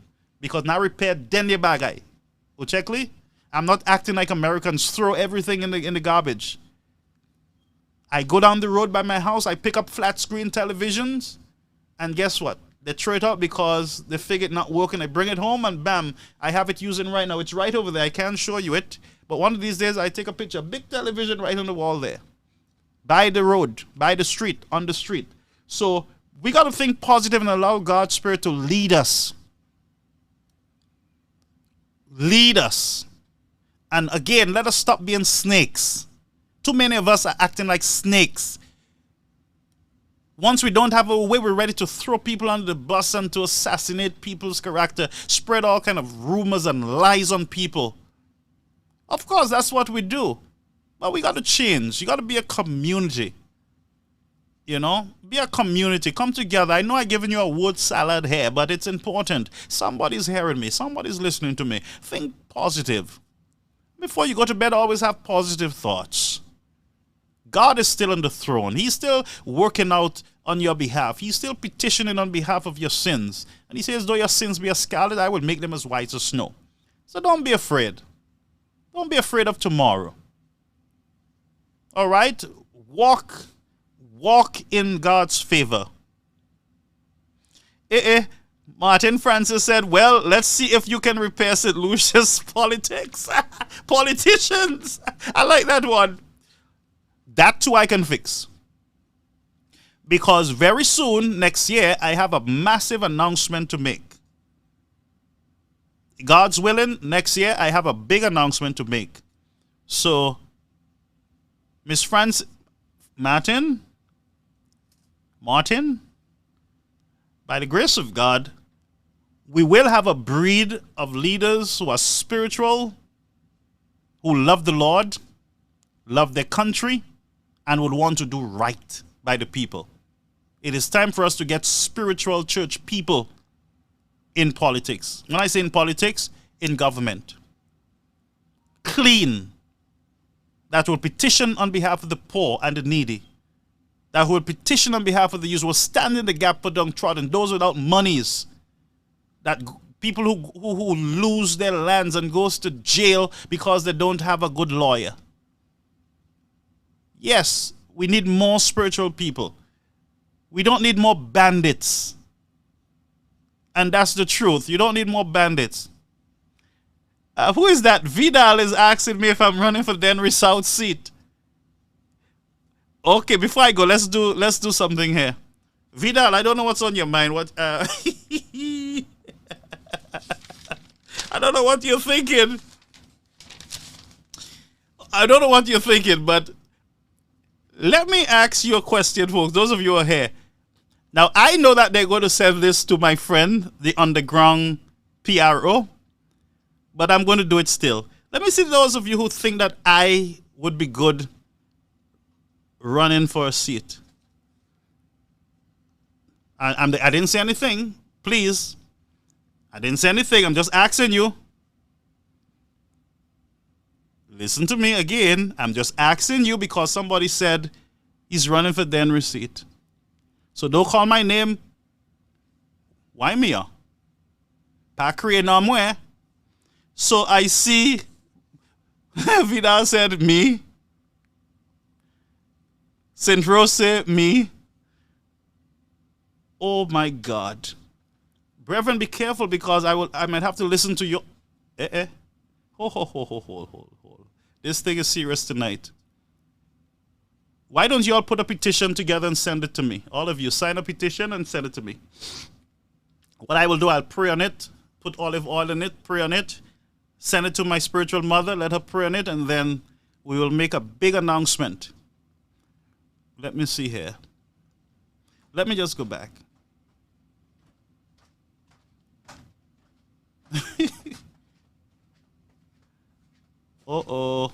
Nesta, St. Rose, Dr. Fletcher, Sister Frances, George, Julia, Vernon, St. Rose, Emmanuel. Let me see.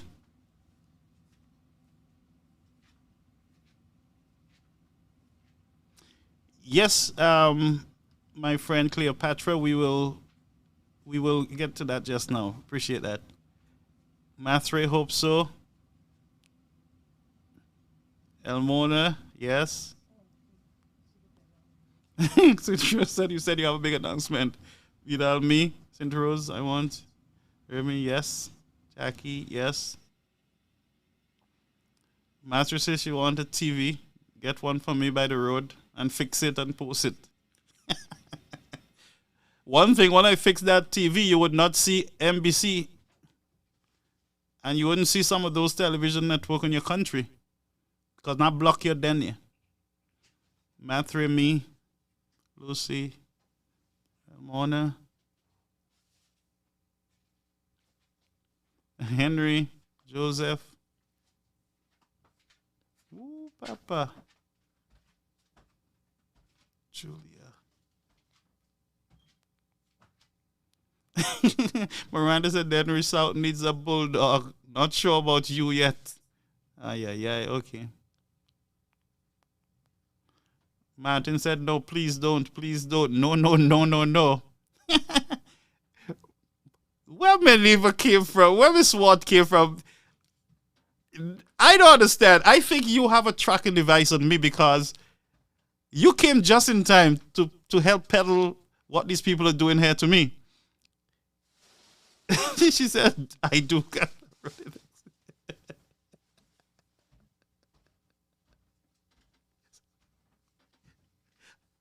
I was hoping Miss Ward was not on, but she's running. Henry. Molly Mall, my lawyer. Once the lawyers show up and say, yes. Wow. Whoa. Okay.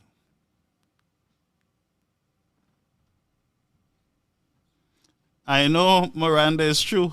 Sometimes they're saying yes. Babe, I have what bows have you got foot over bar bustler.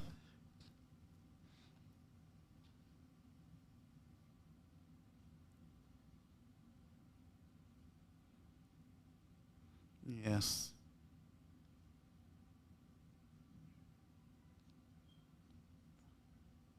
Martin said maybe senator, but not inactive.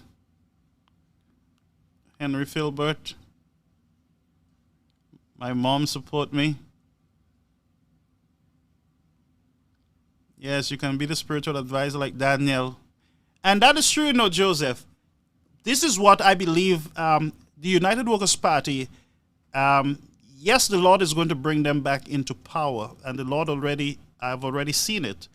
But what they will need is spiritual advisors, and that is true. Because when you look at most of the kingdoms back in the Old Testament, they were spiritual advisors that were assigned to them. Yes, they were the evil Obeah people who was present too, the sorcerers and all the other people, the soothsayers.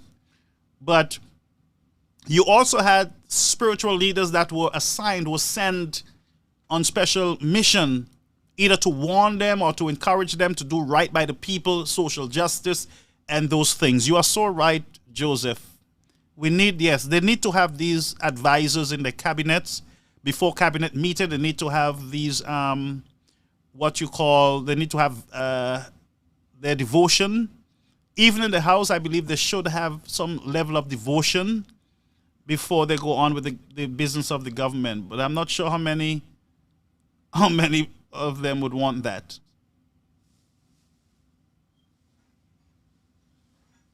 We will be here for you, our Denry MP. Even more Christians, yes. Thank you. Okay, folks, I think you all should stop now because this thing, y'all getting that real serious there, you know? Yeah, man, that's serious there. Tomorrow you will hear the headlines. Wait for the underground press. Let's see what happens there, all right? But folks, I'm so happy to be here with you. It is 8:07. I really enjoy my time with you tonight. And let me just see something here before I go. Cleopatra said something that I want to follow up on. My friend, let me just try to get back. I was asking for Miss Ward and she shows up. She also have a surprise. Okay, so my friend Cleopatra, Brother Garfield, I have a request. Please, can we ask all in the chat room to say a prayer every day this week? 12 midday. Let me just write it down. 12 midday to 12:30 for each other, for our country, for our protection. Ask God to stop the murders, etc. Let us also pray for Mrs. Shastney too. Okay, so I'm going to follow up on this. I'm going to ask, starting from tomorrow, that at 12 midday, that all of us go into prayer. It don't have to be long, but all of us, we're going to go into prayer from 12 midday to 12:30, and we're going to pray for the nation of St. Lucia, protection, and we're going to pray also for Mrs. Shastney. All right? So this is our assignment from tomorrow, from 12 to 12:30 in the PM. All right? So this is a good initiative. So let's see those who will join us in praying for the nation. And I'm going to gather some folks together for us to plan our day of prayer and praise an online day of prayer and praise. We're not going to go in the streets as yet to do it, but we are going to do it online. We will have singers from anywhere in the world, especially our St. Lucians. We will have pastors and different people, priests coming on or recording their prayer, sending it in to us. We're going to join in a massive day of prayer and praise for our country, St. Lucia. So what I will do, I'm going to start a WhatsApp group for this planning. I'm going to ask those of you who are interested, please send me a message if you want your name to be added to the new WhatsApp planning committee for that prayer and prayers. Please send me a message on, and take this number down, 929-586-1821. Send your number to 929-586-1821. Send a request there.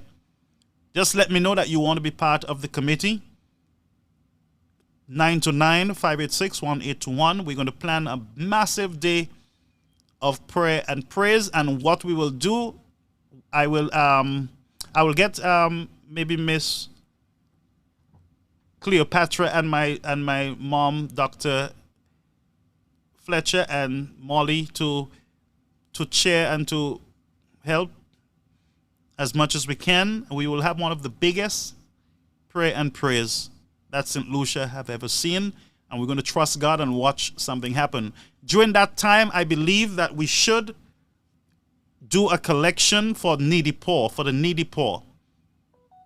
All right, so we will do a collection also for the needy poor, but we're not asking those in St. Lucia to donate. We're asking those in the diaspora to donate towards the needy poor.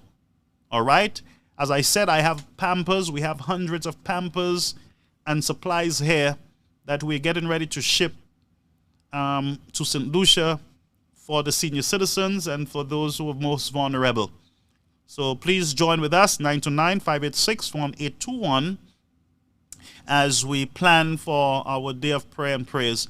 Also, another announcement, those of you on YouTube, you need to go over there.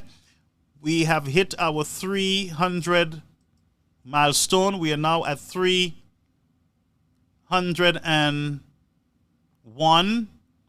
We are now at 301 subscribers. We are almost there. We're getting there. Once we hit 1,000, then we would be asking less monies from you to help needy families in St. Lucia. There are children who will have to organize scholarships for. There are children that needs to go to preschool and other things. We can pitch in and help. We can help, brethren. It wouldn't hurt some of us to help some of these families, all right? Our soup kitchen is still on schedule. We are still going to be erecting it. A family in St. Lucia, a business family, spoke to me, sent a message earlier in the year indicating that there's some land that they would want me to discuss. They want me to come down so we can have a discussion on. So plans are still in place. What I'm doing, I'm trying to build up the get your friends, folks. We need to get to 1,000. We have 301. So just encourage anybody, random people, let them subscribe. Just tell them to go subscribe. They don't need to pay anything. Just go and subscribe. Encourage your children. Encourage everybody. But if each of you do that, we can hit that 1,000 subscribers by this week. Once we do that, we're going to have an online party celebration only on YouTube. Only on YouTube, we're going to have fun. All right? But please, no, I won't forget the TV, my friend. You into that TV. My mahado upahen PS local channel. Tutsa where's the Caribbean American news. Nothing else. So if you still want it, let me know. No, I have right now 1, 2, 3, 4, 5. I have 6 screens right here. 6 screens around me. All right? Most of them I found by the road. So please, the subscription, again, let me get back to it. It's very important that we get to 1,000 subscribers. We're at 301. The reason why I'm saying it's important, there are a lot of requests that we're receiving for support on the island. what I don't want to do is to come at you and ask you for $1. I try to avoid that because I know some of you have been giving, you have been doing your best to assist persons down there in St. Lucia.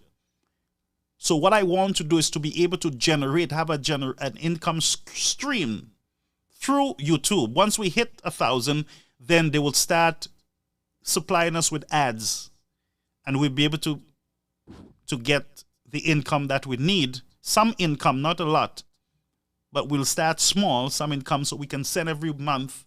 We can send to a different family, because I don't need it. So I will send it a different family, and, we got to generate ways. A lot of greedy people online, it's all about themselves. It's a lot of greedy people. It's all about them. You don't get a lot of people wanting to use their equipment, and my equipment are expensive. They're expensive. My time is expensive. But I'm here doing this for free to help. So if I am getting an income stream from YouTube, why can I not help families overseas? Why it's got to be about me and my pocket? If you are serious about helping your society, you'll forget about that selfish thing about you. Upamele Eximunda is all about you. Me. I heard somebody say, "Oh, Martin Henla, so just kite Munsa." That's not what God wants of us, all right? So please go to YouTube, get your friends, your loved ones, your cousins, everybody, tutnun, everybody, get them to go and subscribe so that we can get to the 1,000 mark. And once we start getting income there, I will have to get a group in place urgently to manage the affairs, because the truth is, when it comes to money and charity, we got to be very careful. I don't play with that. We got to be very careful when it comes, I'm saying again, to monies that were given for certain cause. Me tell you, if you want to be blighted, if you want to experience curse in your life, if you want to experience curse, you take money that was donated, especially to the poor, and do something else with it. Trust me, anybody try that, but don't try it. Because I believe that when monies are given for a specific cause, it should be used just for that. Nothing else. Dedicated monies, nothing else. All right? So I will quickly, once we get to 1,000, I will have to put something in place so that we can have proper management and accountability for that funds, okay? Yes. We can also, yes, Cleopatra said we can purchase non-perishable items. So that what we can do here in the United States, because it's expensive for you to buy certain foods in St. Lucia, what we can do, because we have access to unlimited foods. Now, even beans and peas and sorrel and ginger that you suffer in the Caribbean, you don't have some of those things, and we have them here. Believe it. We can get them in bulk. Yes, we can get them in bulk, lentils and all those stuff. So it might be better for us to buy them here and have a place in St. Lucia where we can keep sending every month. You send, so you will never be out. People can always get. That's the idea that I have in my head. Persons can always get help because it's always clothing and food stuff, and things are just going. Every month, there's a shipment on the 20th, So families always have a way. No child should go to bed hungry. No mother should lose her mind because she don't know where she's going to get something. That's why the soup kitchen is important, and also the drive that we're trying to do now. It's very important. Those safety nets, we need to have them in place. And that's a fact. All right? So, folks, I got to go. So, please send your name and information over to 929-586-1821 so that I can add you. I will create that group right away so that you can help. Those of you who want to help, want to join, you can join that group 929-586-1821. I will set it up as soon as I start getting the numbers. Send your numbers and the name so that you can be added to the WhatsApp.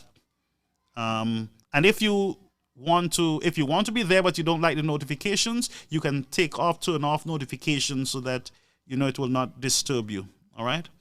Good. So folks, have a beautiful night. It was nice being here with you. And remember, as always, we love you and you're the best. I cannot ask for a better audience than those of you who are here. You are Christian-like. And yes, there are some of you, you like to cuss a little and you like to get mad fast, but this is a good place for you still. You are still a part of the Caribbean American family. All right? So God bless you, folks, and see you again. All right? Good night, folks. Good night, everybody. Thank you. No problem, Cleopatra, my friend. Thank you.